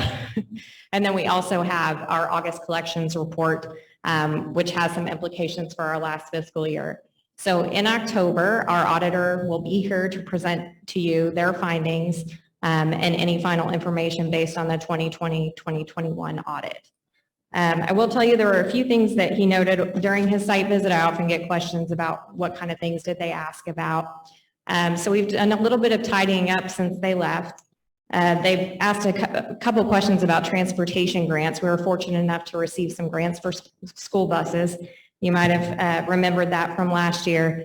It's quite a lengthy process. You have to destroy the bus, document, send a lot of information into the state. So that has not yet been completed. So it is still on our books as a receivable, and we've been in communication with DD and Transportation to make sure that we tie that up this year. We also had conversations about donations and tidying up our process around clarity and board policy, and making sure that's all in alignment. So we have distributed that information to all of our staff. So everybody is now aware of our donation process. And then lastly, there were some questions about contracts and agreements. So we have revamped and recommunicated our contract review process to make sure that everybody in the district knows who is authorized to sign a contract, where it goes, what we review, just to make sure that all of those are maintained and risk is assessed on the part of the district before contracts are signed. So those are some of the things that came out of that audit discussion. If you don't think auditors have a sense of humor, and you may not think Carl has one if you've heard him present before, I had a feeling that we would have some PIC spending opportunities. PIC is new codes, basically program intent codes that ensure that the district spends according to what the state allots for certain specific purposes. So Carl did ask me one day, you don't really need that $371,000 for CCMR, do you? You just want to forgo that, or do you want to do a journal entry to fulfill that PIC spending requirement? So yes, Carl has a sense of humor. We had a few journal entries to make sure that we got all of our spending requirements fulfilled, which we did, but it's just kind of a lot of last minute things to tie up the last fiscal year as successfully as we can. So the other thing that we focused on since last month was the completion of the ESSER supplemental application. So that was successfully completed and submitted, and we expect to receive the NOGA by September 30th. We've already coded our reading interventionist accordingly to that spending, and then we'll do so for the other items that we discussed, the financial tools we discussed as a part of that application process. So once that's complete, we will be required to post an update on our ESSER plan on our website and be able to proceed with that. The last piece was preparing for the bond sale of $5 million. So that's been a fun ride. I've got a conference rating call with S&P and one with Moody's tomorrow. So we had to get all of our information prepared and submitted to the rating agencies for that process.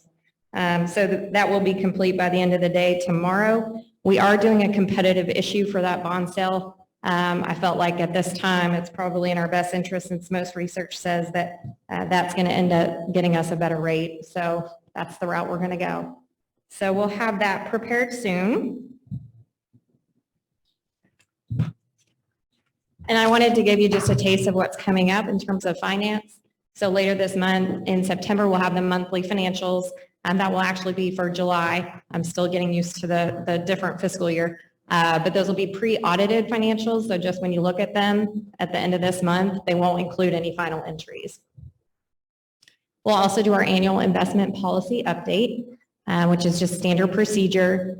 Our October board meeting will have the audit report from our audit firm. We will certify the tax roll. We will review our first accountability rating, and we will either in October or November, we'll start to talk about the potential of a financial futures committee to really further engage all of our stakeholders in the process of analyzing where we are financially today and where we want to go. And I think having that audit report in October is going to be an important part of kind of beginning that process, because before you know it, it's November budget workshop time. So we would like to, at that meeting, begin to talk about what our budget projections are for this year. And then looking out a couple of years and start talking about what the board's goals are. This is obviously a very challenging year financially. It's very challenging to try to project what we think is going to happen, because right now we don't have the benefit of knowing if there's going to be a hold harmless or not. I've already been involved with several surveys with associations trying to communicate to the state that that's really going to be something that we need to continue this year. So operations has been a lot of fun this past month. Working with Coach Ross and Coach Puckett has been a blast. They've done a great job of kind of keeping things running. I did rather enjoy, y'all might appreciate this, when Hellas brought up materials testing. I think Coach Ross about died what's materials testing? Were we supposed to do something with that? So I explained to him what contingency is and why you have contingency in a project. And it's okay, but you don't have any contingency left. So he was really worried he was going to have to come back and talk to you about money, but we're good. So we got that taken care of, and they're proceeding really well, keeping things going out there. So we've had a good time watching that progress. Obviously, Willow Springs is not 80% complete. That was a couple weeks ago. So they did a great job buttoning that up so that the kids could get on the field as soon as possible. And again, baseball, softball estimated for December, and then the practice fields following. So one of the things we're also continuing to do is look at our storm damage insurance claim. Fortunately, most of the work is done, of course, with the exception of the leveling of the red building, which is going to take another month or two. But what we're really trying to do is make sure that we're getting compensated back from TASB as quickly as possible on those expenditures. So we do have another reconciliation meeting with them tomorrow. This will be the second meeting that we've had with them. Unfortunately, the adjuster that started is no longer with us. So we're going to start with a new one. So last but not least, we just kind of are looking at some of the continuous capital planning as we complete the bond sale. There are some needs in the district, whether it's kind of the playgrounds that Nancy discussed before. We're working on getting quotes and making sure we have those kind of things lined out. So once the bond sale is complete, we'll be ready to bring those forward to you for quick execution. I will say that since some of y'all might be aware that our operations secretary is no longer with the district, so we're in the process of filling that position. But I do have to tell you that not only Coach Ross and Coach Puckett, but I have to give props to Robin and Deanne in the business office have been stepping up and covering those duties. They've been doing a great job. I'm really scared of taking the HVAC button away from Robin. She's kind of rather enjoying it right now. We might have to change that password after we shift the duties over. But they are doing an excellent job in payroll and PMIS, just making sure that they're keeping the operations ball rolling on that side during this brief transition. So I really appreciate them, as well as Alex and Rigo on the operations side. Rigo's been a little short-staffed, as has Alex, so they're running around and kind of supporting custodial work as we fill those vacancies that just happen from time to time. So if you see one of them, just pass on your thanks if you have a moment. But at that point, I think that's most of the updates we have for you. I'll entertain any questions if you have anything you'd like to ask about.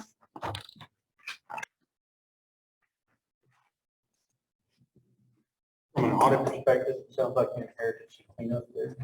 A little bit. Any of those significant? Process and procedure and policy are really important to me. And ironically, I had brought to Katie's attention, I think we have some tidying up to do around donations. And then I said, let me start working on a form. We'd worked with Mari on it. I got it done. And then I kind of just in the rush of everything that was going on, it was there. So when Carl brought it up when he was here, it was just good timing. Yeah, you're right. So I just put this form together. What do you think? And he said, yeah, that's great. So a lot of it's just tidying up things, being able to locate things, being able to point to the board policy that we're following in our processes.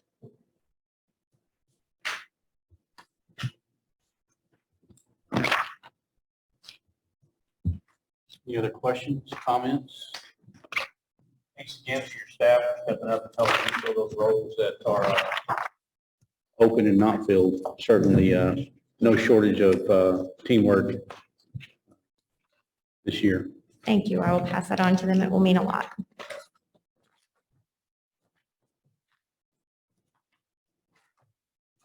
All right. Health and safety measures, Dr. Tinsley, Mr. Musers, and Ms. Fuller.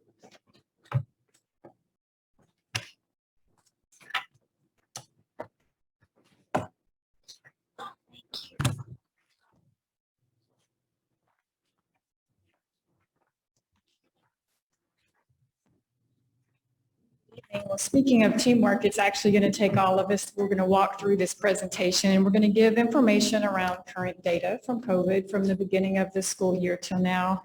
I'll turn it over then to Dr. Tinsley to talk about some of our mitigation measures and that we've continued to adjust this along the way as we continue to get more information from a variety of sources. And we really are looking at our data every day. We as a group are having conversations daily around COVID.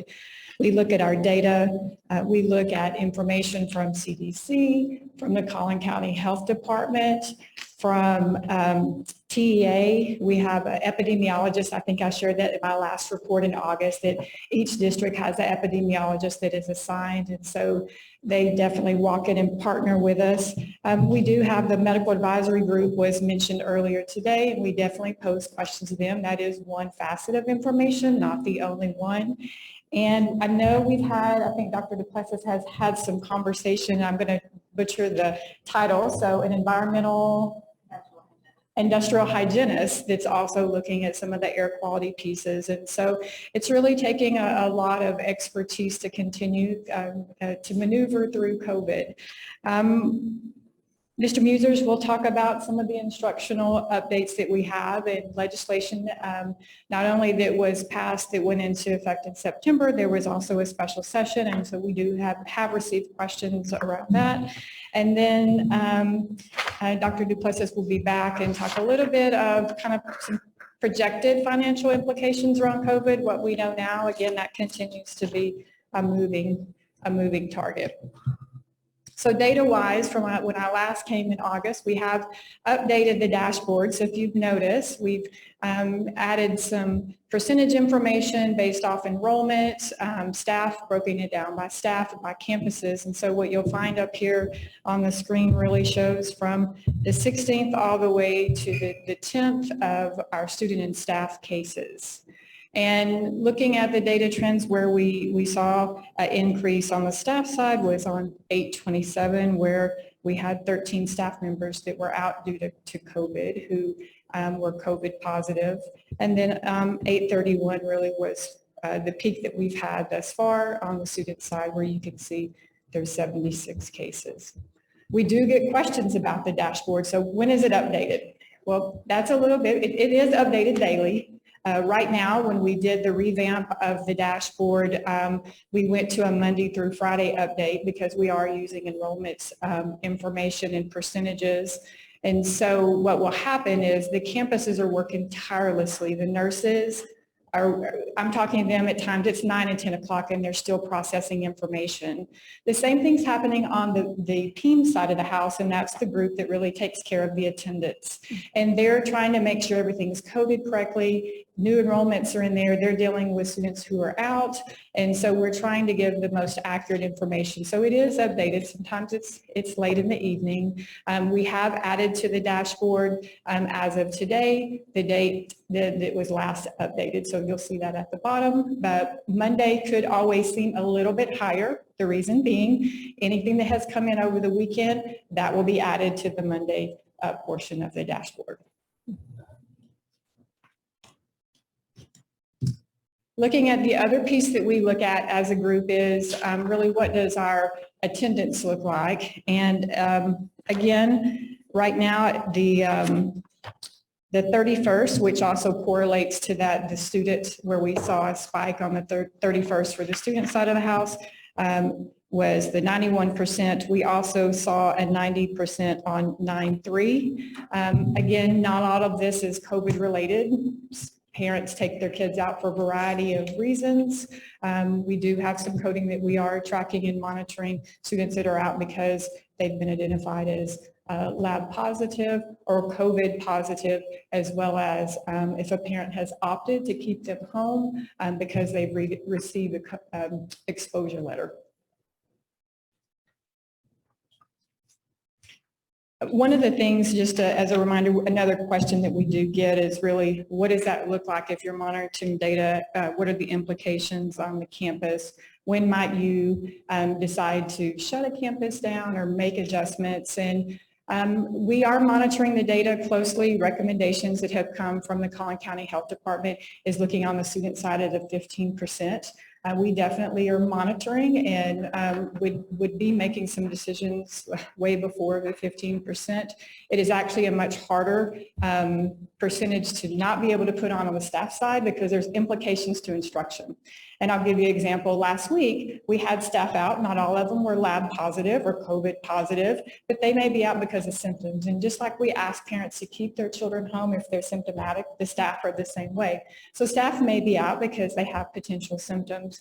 And Mr. Muser's group, the curriculum instruction group, stepped up and covered openings to make sure that instruction and quality instruction continue to move forward. So the piece on the staff side, if we were not able to do the day-to-day functions of a school and be able to have the instruction, we first would look at guest educators as well as our internal staff to be able to support that before we would make any changes. So that it's really hard to quantify a number for the staff piece depending on where there may be staff out, pockets, is it a particular grade level, a department, et cetera.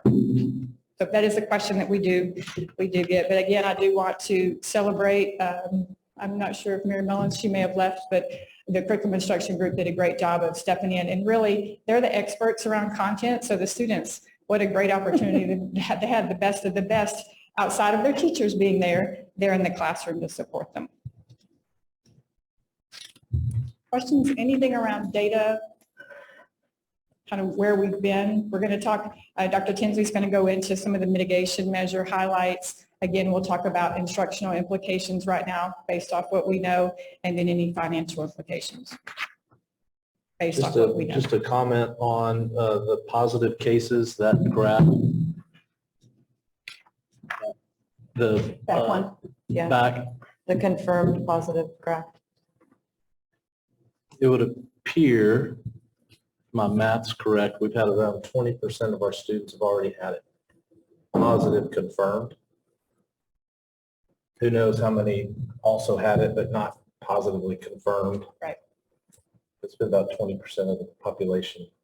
It's happened already. Data point.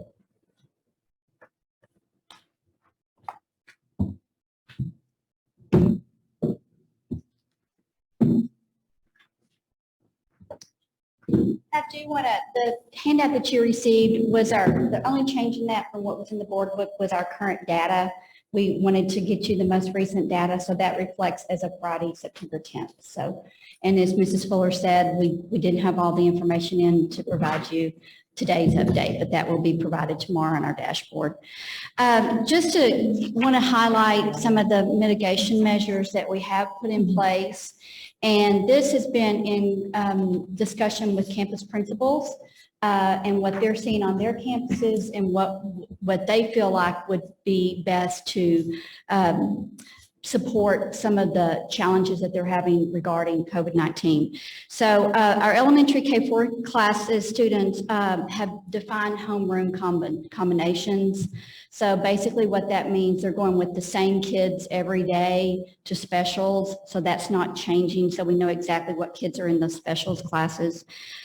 We are assigning for seating and cooperative learning small groups.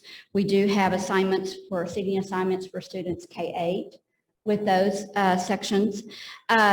We also have assigned seating during lunch periods in the K-4 classes, and then our desk tables and any shared devices that students are using are being sanitized between classes and use. In addition, we have our 5th through 8, we've identified and implementing one-way hallways for student transitions, and I believe this was in place last year as well. Grades 5 through 12, we've added additional lunches to decrease the number of students in each lunch period and the ability for students to spread out with having more room during those lunch periods as well. We are still strongly recommending masks, and the question about requirement of mask, we're continuing to monitor as well the litigation surrounding masking, and as you know, on September on Friday, the Attorney General announced the filing of lawsuits with districts that were defying the governor's orders. So, you know, we're looking at what we are in compliance with the governor's orders with the mask. And we are not at this time allowing visitors during our lunch periods. So that's been communicated out to our parents. And I'm going to skip and come back in just a minute. I was going to go into the next one, but I'll let Mr. Muser come in.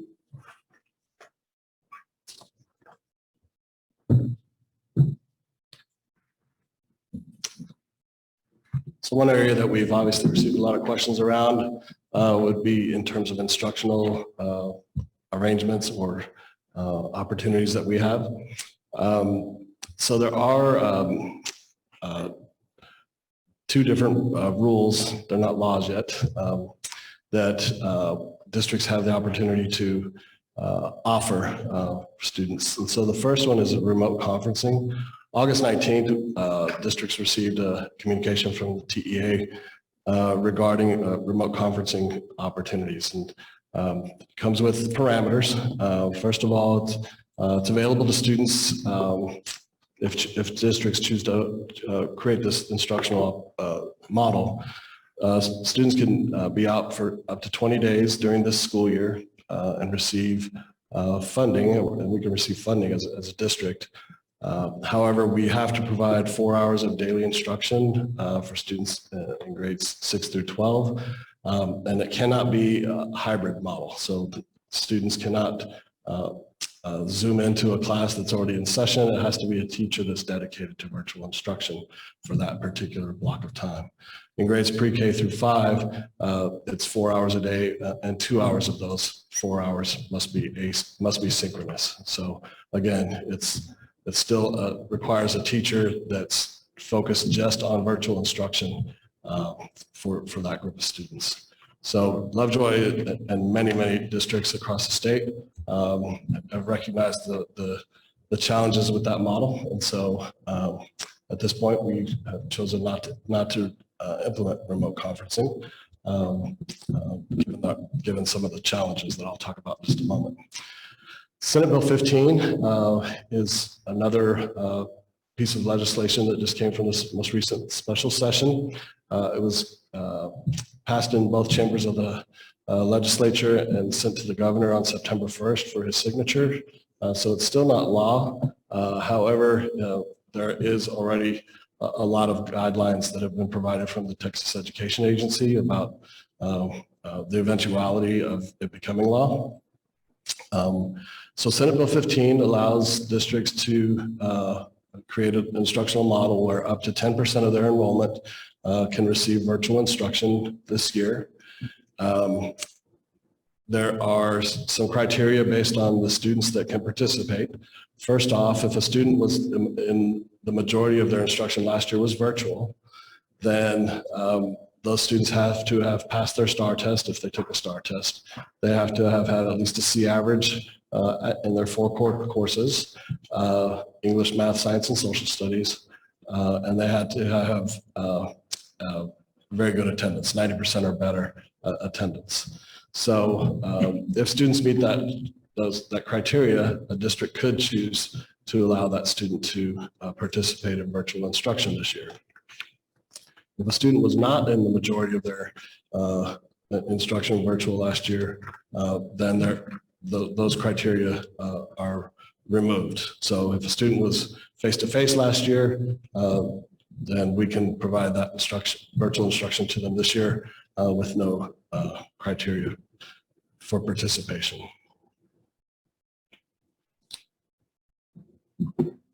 So clearly districts are still in the midst of determining the feasibility of offering virtual instruction if Senate Bill 15 does become law.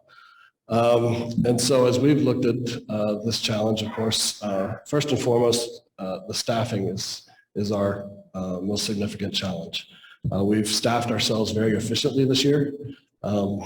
Last year we had about 11 teachers that were dedicated to only providing virtual instruction. So we do not have those teachers last year. Our reduction in force really looked at providing face-to-face instruction and looked at enrollment projections and staffing accordingly. So we do not have excess teachers, so to speak, that would be able to provide only virtual instruction. Secondly, teachers must agree to be a virtual teacher. There cannot be, and it cannot be in a hybrid model or a blended model. So a class period must be completely virtual, or a class period must be completely face-to-face. So where this, of course, looks less challenging is in grades 5 through 12, on paper at least, because we have dedicated class periods each day. And so, for example, if I were a 6th grade English teacher, my first block could be face-to-face and my second block could be all virtual students. It does work when you have defined periods in that way. In grades K through 4, we don't have defined class periods in that way that would allow the teacher to be sometimes in a face-to-face model and sometimes in a virtual model. The most significant factor related to all the staffing is the master schedule changes that would be associated with that. So even in that 6th grade model example that I just gave, first of all, identifying the 10% of the students who could participate in the virtual instruction, and then, of course, potentially enrolling them with a particular teacher, and then looking to see what that does to our class ratios and our class enrollments for our face-to-face students that we're, of course, trying to serve. So a great example with my simple mind in terms of the math is we have 10 kindergarten teachers this year. Class sizes are approximately 20 per class. So we would have to have at least 20 kindergarten students choose to be virtual in order for us to peel off, so to speak, one of our 10 teachers to be dedicated to being only a virtual kindergarten teacher this year. There's other decision points that we would have to make. For example, last year, students could move in and out during each grading period from virtual to face-to-face. There are districts who are already in these discussions about if they are going to offer the Senate Bill 15 instructional virtual model, students not being able to move back and forth, but really dedicating the students to stick with virtual for the remainder of this year. Again, it goes back to staffing. Being mindful of our 22-to-1 class ratios, having students go back and forth obviously puts our 22-to-1 in jeopardy, given our very efficient staffing that we have with our teachers this year. So we've received, I'm sure you've received some questions, and we have parents who have started to inquire about Senate Bill 15 and it being law. And so this is obviously a topic that we're paying close attention to and being very mindful of. But of course, these challenges and these parameters that I've just shared are first and foremost considerations that we would have to address. When you say also change the master schedule, would that impact even kids who are in person? Would it potentially impact their schedule as well? That they may have to change teachers or classes also? Absolutely. So in my kindergarten example, if we identified one of our 10 teachers to be the virtual teacher based on enough students enrolling, at least 20, for example, that is never going to work out to only be her current students only wanting virtual. So there would be shifts for those students.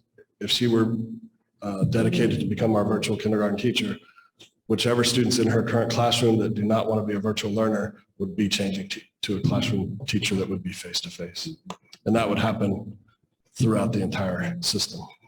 We essentially would have two choices if this was something we wanted to pursue, which I would be hesitant because we know that our students learn best when they're in person and able to deeply collaborate with their peers and be in relationship with their teacher. But if we were to pursue this, given the parameters of Senate Bill 15, there really are two options, just as Mr. Muser said, one of them being you hire the additional staff, At a minimum, we would be talking about $1 million because you've got, if you take 10% of our student population, about 420 students. And then if you just estimate a class ratio of 26:1, you would end up at about $1 million. That doesn't take into account any additional inefficiencies surrounding, for example, a high schooler's need for additional courses, right? Like that's just splitting that out. So it would possibly go above that. Right. And then your other option would be, of course, to use existing staff, which has the implication that you were talking about, where you've got shifts in student schedules, even students that would be choosing to stay in person, as well as disruption to teacher schedules as well.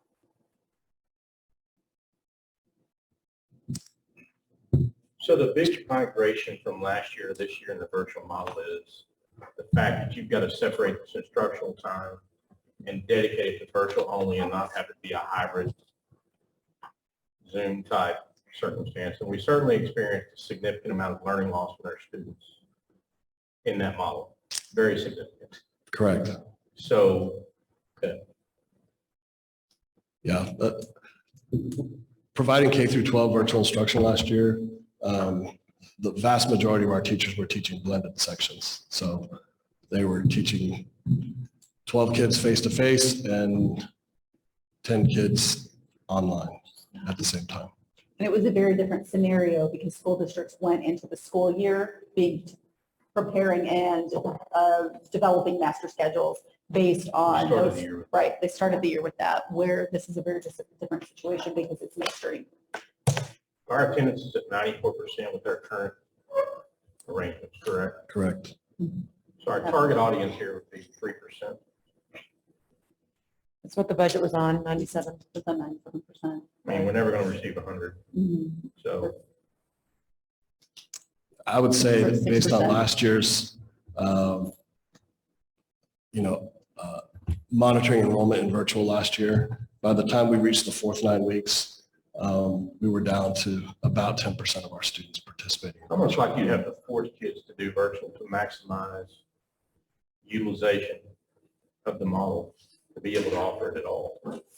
Correct. In other words, you can't have one teacher that has to teach kindergarten for 4 students. That is correct. Correct. You've got to have some type of efficiency, or otherwise that million is going to be waiting. Last year, we were extremely inefficient in our model just because of the students' ability to move from virtual to face-to-face.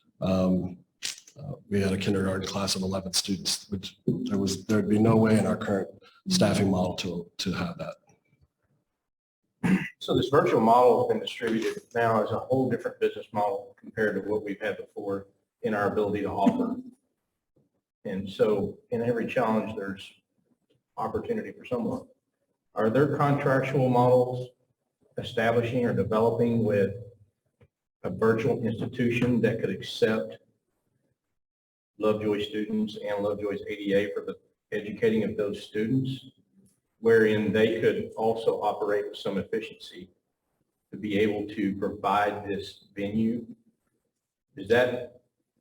Yes, as part of Senate Bill 15, as part of Senate Bill 15, you can, if we chose not to educate high school students in a virtual model, for example, but a neighboring district is going to do that, we can partner with them, but they of course receive the ADA for our students, and they become part of their accountability system, et cetera.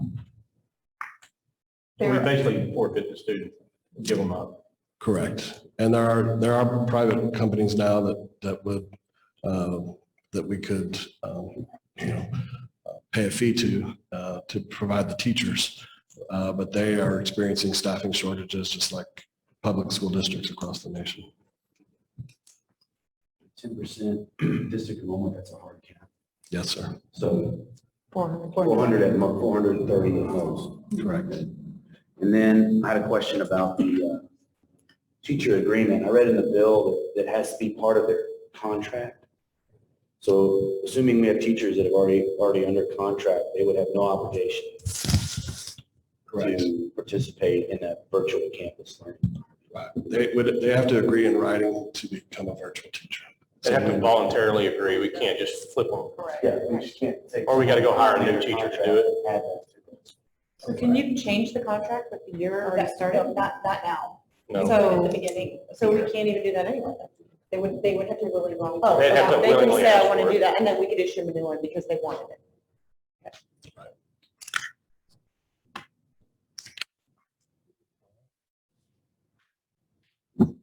Well, we've talked about some of the staffing, which of course is associated with financial implications. So Dr. Duplessis will shed some more light on that.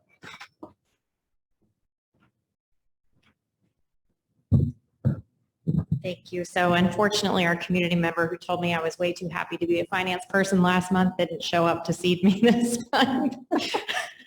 But for financial implications, I will preface this with there's so much unknown, just like last year, right?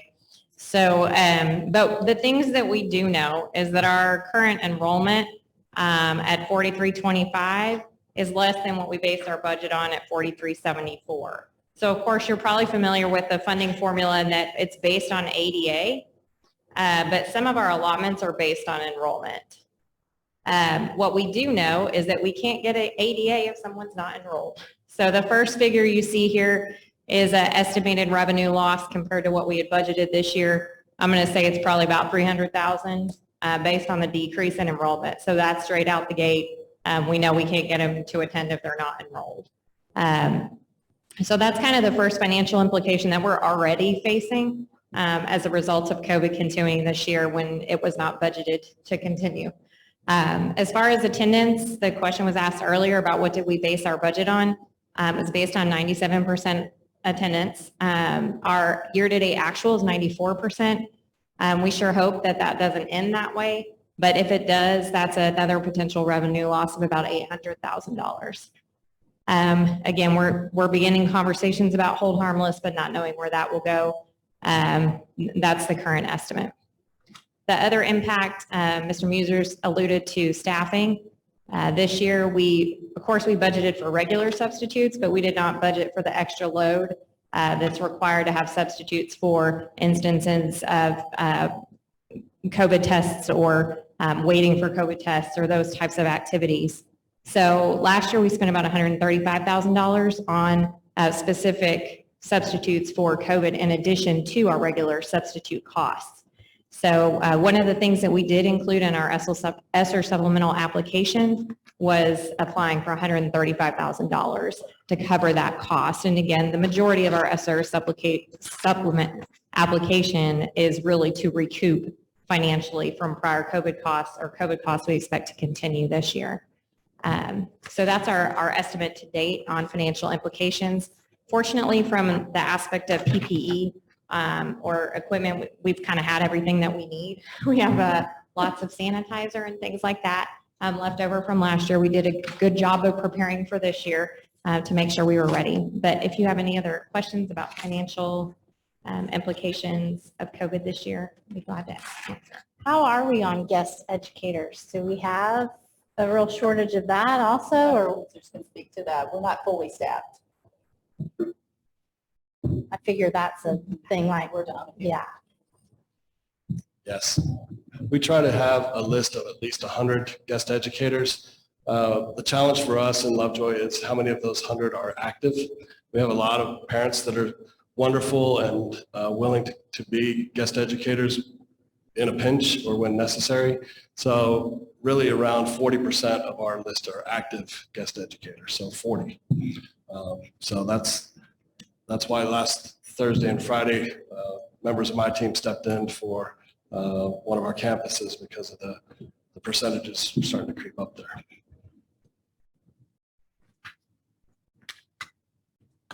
Wow.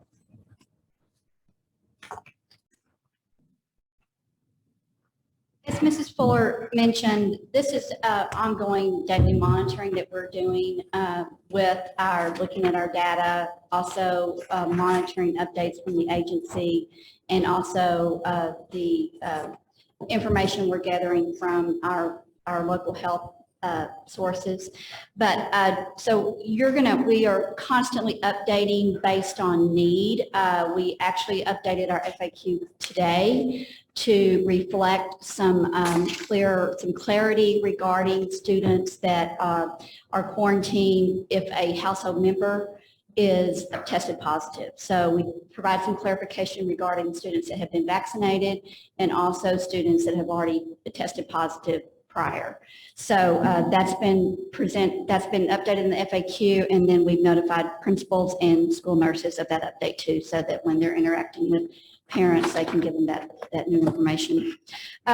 We've also added a parent checklist that we have on our website that we're encouraging parents to use daily prior to sending their students to school. Our campuses are also getting that message out to the parents as a reminder that we encourage them to use that. A document, just information parents should know that we have provided.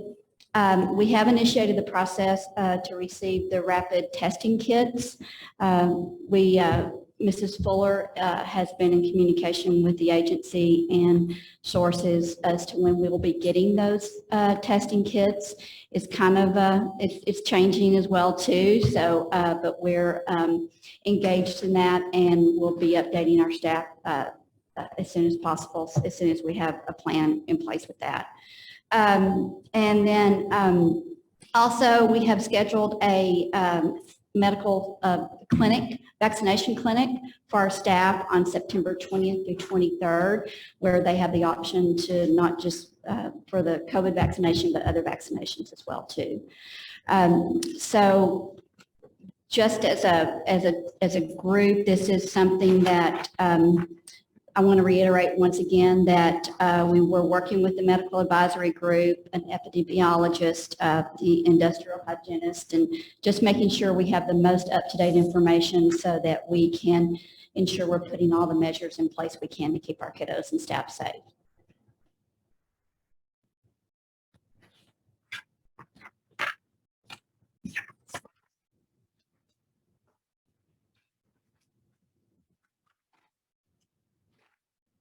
Questions? Question on the budgeted versus actual number.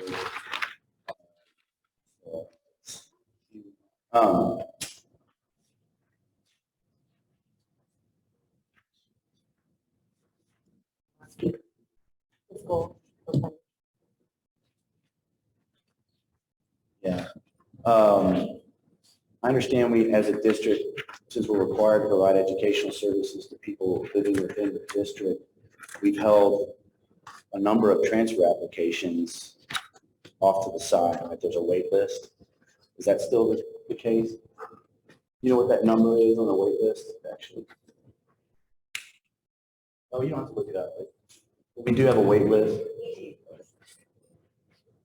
And that's to preserve there to be a spot if someone were to move in, so they could come to school here and they would not have a place to visit. Is there any opportunity to move some off the wait list? I'm assuming we're looking at that. If they meet the criteria, the other thing we would need to look at is how many spaces we're tight in some grade levels where we've left a small amount of rooms. Should we have a couple move-ins? Should we do that? What's going to happen then is if we have a move-in, there will actually be a greater financial cost, because then we could be in the position of hiring a teacher and not having class size efficiencies. Right. But we are monitoring and running that as tightly as we can. We actually look at that every Monday morning. I did this Monday morning as well. Okay.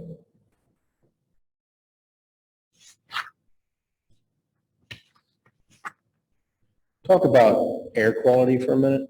One of the treatment of the air, certainly, I don't think this is going away anytime soon. So can you educate us about what kind of discussions you had and what the options were in that discussion? Sure. So IAQ is something that was kind of new when ASHRAE 62 came out. So I actually remember when they did that. So we really started looking at indoor air quality as really from the standpoint of heating, ventilation, and air conditioning, and how that impacts indoor health. So There are a couple ways by which we address indoor air quality.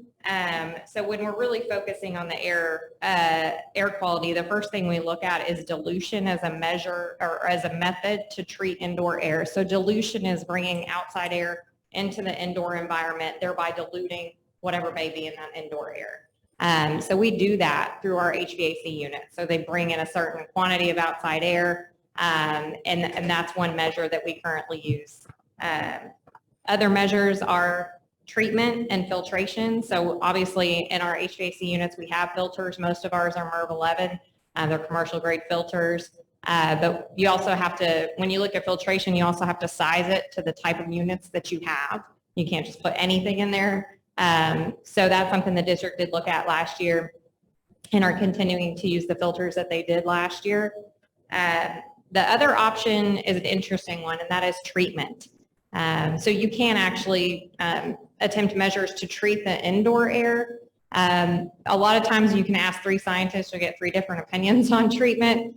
So interestingly enough, early on, I've done some work around bipolar ionization. There's been a lot of interesting work around UV treatment. So these are all options that can be used to treat the indoor air. As you look at them, there's pros and cons to every one of them. So, for example, bipolar ionization, I've used that and I didn't realize until last week when I was walking through our maintenance shop. So those, where do we have those? Because I've used those before. We actually have them in some of our athletic facilities, which is a great common use because if you've been around junior high or high school athletes, sometimes they have an odor.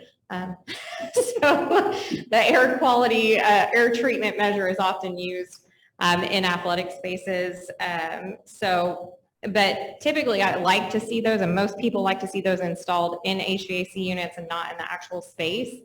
Just that helps ensure that it's getting throughout the whole space, that you're not over treating a certain area and not treating another area. So that's one aspect that can be used. Another aspect is UV treatment. Again, if you use UV treatment in an HVAC application, you're gonna end the useful life of your HVAC equipment early because of that UV. Certain components will break down faster. There are lots of districts, you know, everybody's kind of looked at different treatment measures. Some are looking at doing that, but you can't, it's not usually advised to use it when students are in the building. So then you've got to use it after hours, and how are you going to do that? So there's a lot of pros and cons behind it. But as we look at all those things, there's obviously a cost associated with any of those applications. It's not something that we can't do. And in fact, we've had some recent conversations about whether that's something that we should explore further with the help of an industrial hygienist on what they might recommend. I even spoke with the EPA Region 6 representative, and he said that, you know, more and more folks are looking at different ways to do treatment, but the number one thing always in schools is hand hygiene. And if you look at a lot of the indoor air treatment, if you think about it, that's great, that treats the air, but hand hygiene is really one of the biggest issues that we have in our schools as far as transmission. So that's something we kind of have to look at as well. And I know that we've implemented a lot of measures around that, but the continual communication with students and staff on that will be important as we move forward too.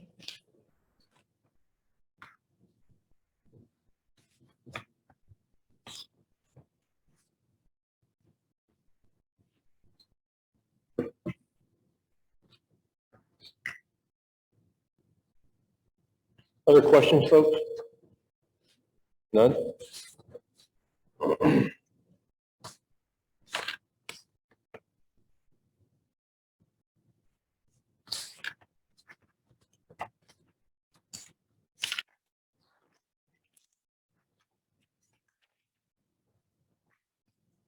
What about the parental checklist? Is it being used? Can we tell? We have strongly recommended that. I even emphasized that in one of my weekly videos.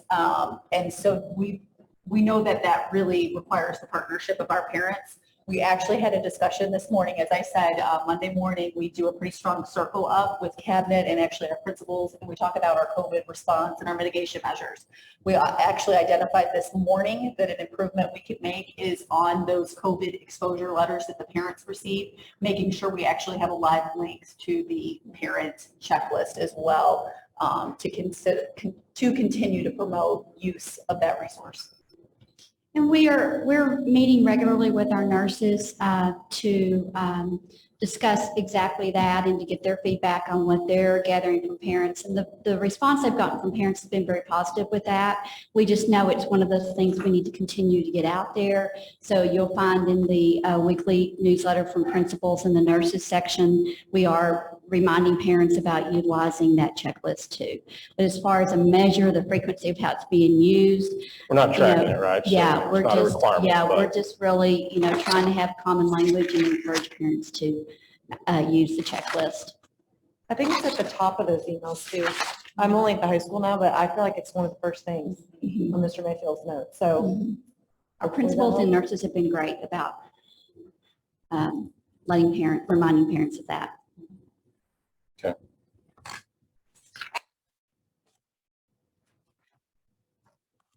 Other questions? Okay. Thank you. I do have a comment, if it's okay. I Yes. do want to thank the cabinet for their level of dedication to this response, as well as our principals, assistant principals, and school nurses. It has been an extremely heavy lift. They are navigating evolving information and guidance on an almost daily basis and trying to navigate that in a way that best serves our students. So I appreciate the time and energy. It is remarkably difficult for the educators that are dealing with this. This is going on 18 months. And their number one priority, of course, is to take care of our students, make sure they learn at high levels. We want our students to be healthy and we want our staff to be healthy so everybody can be at school. And so I just want to extend my deep gratitude for all of these efforts. It's not in any way, shape, or form fun or what people want to be spending their time on. But they care deeply about our kids and about our staff and about keeping our schools running. And so I appreciate all of their efforts. Yep. Couldn't agree more. I was going to save this for my comments at the end, but one of the things that I think we do share, regardless of what side of the argument you're on with mask or no mask, vaccinations or no vaccinations, that I can certainly tell that the love for our children amongst this community is great, beyond measure. And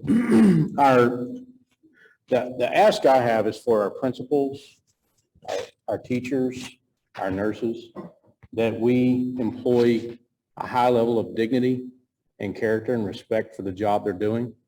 They don't make the policies, they administer them. And they're certainly on the front lines receiving the blunt from those that don't agree with our policies or don't like it. Those folks are doing their job to educate your children and do the best they can with the policies that we put together. So it's certainly taking a toll. And the way with which we approach that as a community needs to improve. Teachers are turning over, educators are turning over across the country. We lose and have lost some really high quality people. Obviously, by our curriculum update, we have some of the best in the country, and certainly in the Metroplex, serving your students, serving our students, serving my kids. And they deserve the dignity and character and respect for the job they're doing at the highest level. The blunt that I've seen some of our principals take is inappropriate. And I just call on the community to recognize their role, what they're doing, how they're doing it, and what responsibilities they have. Certainly, those that are upset don't have a problem saying something to me, and that's fine. I'm the right one to say it to. But our principals and our teachers and our nurses aren't. They're executing the policies we put in place. So keep that in mind as you go through this process. And let's make sure that we love on these people that we have because they're some of the best in the business. And so I'm so thankful for what they do and their commitment, their continued commitment to Lovejoy and this idea of excellence, this village that we have, that regardless of whether we agree or disagree, that we love our children unconditionally. And we're willing to fight for our beliefs to ensure that they have the experience that we all want. And I think that unity is a place we can start in all regards, regardless of what point of the issue you're taking or not taking. So that's my ask. That was going to be my message towards the end, but it kind of fits now. And to our principals, our nurses, our teachers, everyone that works in these schools, educating these kids, we're thankful. We know it's been tough. It's tough in every district, just like it is here. So thank you for all you're doing. I hope the message gets to them. We are grateful and appreciative of that. Our next item on the agenda is item 17, report of leadership roles in the organizational chart. Ms. Cordell. Thank you, Mr. Owens. Let me see if I can pull it up from here for me.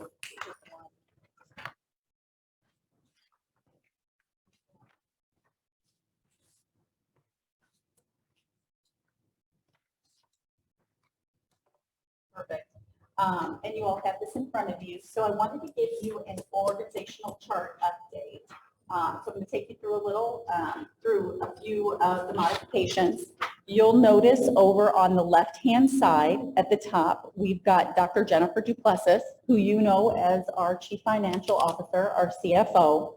I am going to be changing her title to Assistant Superintendent of Finance and Operations to more accurately reflect her role. There is no compensation difference. It is simply a title change so that everybody knows what she's doing and they know who the go-to person is. So we'll be making that change.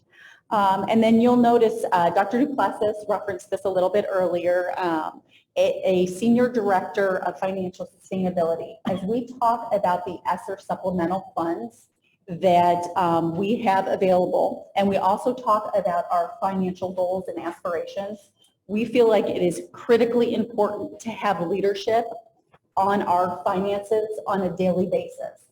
Dr. Duplessis talked a little bit about our aspiration to implement a financial futures committee this spring. We have a lot of work to do, including some zero-based budgeting to get started on as well. It is imperative, given our financial outlook, that we get very strategic about this.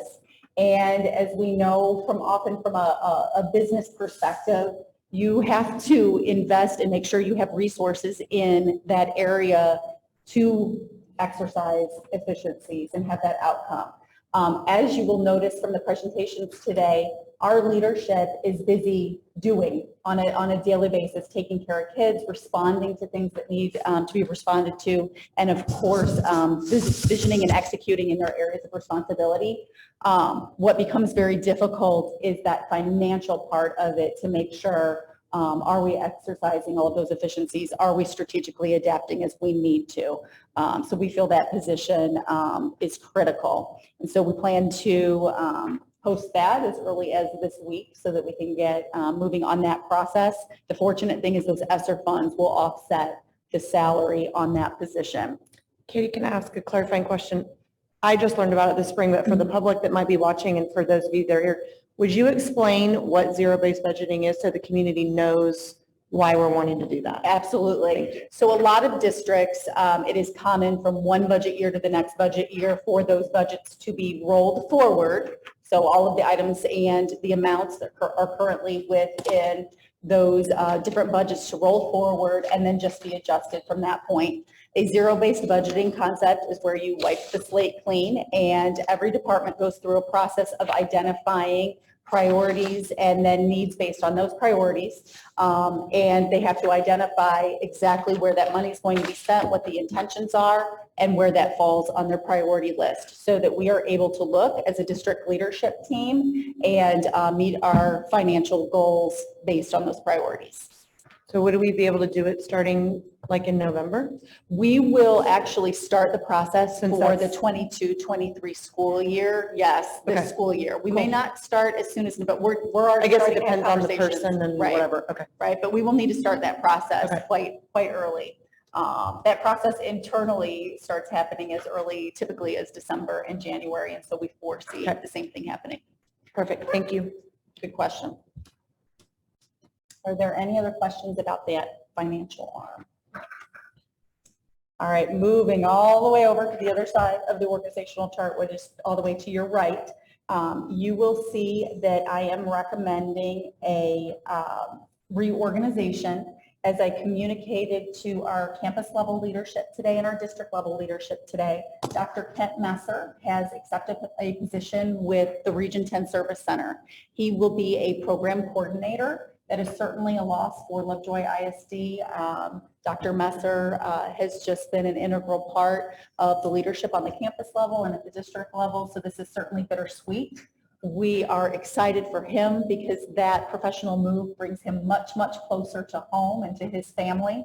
But as a district, it does provide us with an opportunity. Anytime we have an open position, we've always got to think, are those resources in the best place? Is there any potential reorganization? Given that his position will be open, what I am recommending is a reorganization and use that position for an executive director of human resources and communications. As you all know, we do not currently have any personnel at the central office level that is formally designated as communications. Stacy Dillon does a remarkable job. She's already got an extremely full plate of responsibilities, and this is something that she continues to do on top of that. But we want to make sure we take care of Stacy because we want her job to be enjoyable and actually sustainable as well. So we are recommending making that change. Given the other hires at the cabinet level, the cabinet level reorganizations still end up being budget neutral because of some of the salary differences. So we end up staying in alignment with some of our financial goals in that area. Even with, I think, getting these extra opportunities to have an organizational chart that aligns with the needs of our organization. Couple of observations. One, excited to move on reorg this. I know it's budget neutral, but certainly keeping our leadership in a position to work on the business instead of in the business is going to be fundamental for us to be able to accomplish any goals we have, financial or otherwise, going forward. So I think that's a really great move, bringing in a controller, my words, to allow you to work on the business. The communications piece is a must. And at no time, it's always been a must, but the more challenging things get, the more demanding our desire to communicate is. And ensuring that we have the resources to appropriately and effectively do that certainly is a service to our kids first, but also to our staff and our families as well. So I like all of it. I think it's overdue. I think it's us, I guess, in some ways, maturing our business model. And the fact that it's budget neutral makes it a no-brainer to me.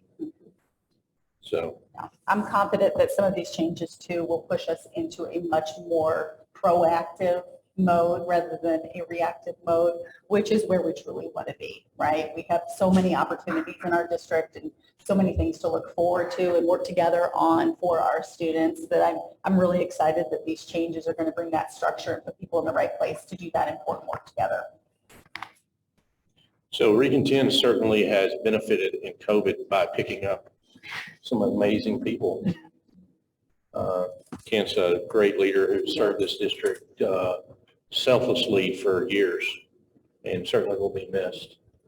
But the pressures that COVID has put on educators is probably unmatched in the tenure of an educational professional. Would you agree with that statement? I would agree with that statement. And his ability to continue to achieve his goals as a family and work for Region 10 where the parental pressure and the just pure pressure of doing the job is different, as I'm sure is a blessing to him. So, that's all I have. Questions you all have? Good plan. Yep. Thanks for the update. Our next item is the board agenda for September 27th. Yes, board, in your packet, we also have the draft board agenda for September 27th, and that is on page 124 for your review.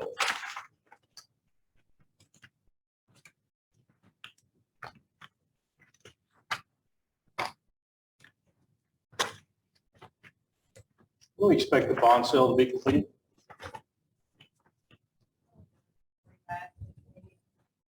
$145 to $150, you said? 45. 45 to 50 days, okay.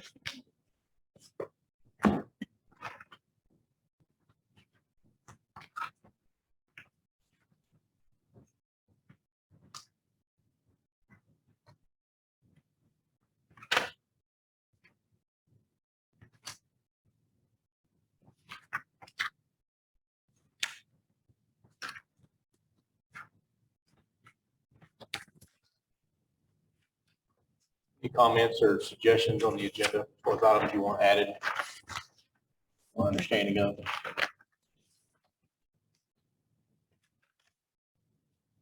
Marvin, Jeff, Dan? It's really straightforward. Tonight's stuff really kind of leads right into Yeah. next meeting, so I think that's good. I like the way we're doing this. I hope the community likes it. I think it allows time for processing and questions and whatever. So, Having more dialogue. yeah, I think it's good. Okay. All right. Well, the kids seem to be having fun and enjoying each other. Out here we have, for homecoming, we have 100 and something kids signed up for. I think 1,000 and some tickets have been bought already for the homecoming dance. 1,000 tickets for the homecoming? That's it. I'm quoting that correctly, aren't I? Yes. What's the maximum we've had for that previously? Are we Like maybe 100? courtyard? I know. Where are we having this dance at? That'll be at the high school on Saturday night. Are you going to chaperone? I hope you'll chaperone. My daughter's going to be there. Can have That's Larry awesome. there selling some bricks. Say it again? Put Larry there to sell some bricks. Yeah. Have him going to the courtyard. I'll watch Madeline, you watch Jay. How's that? Any other comments? All right, we'll be adjourned.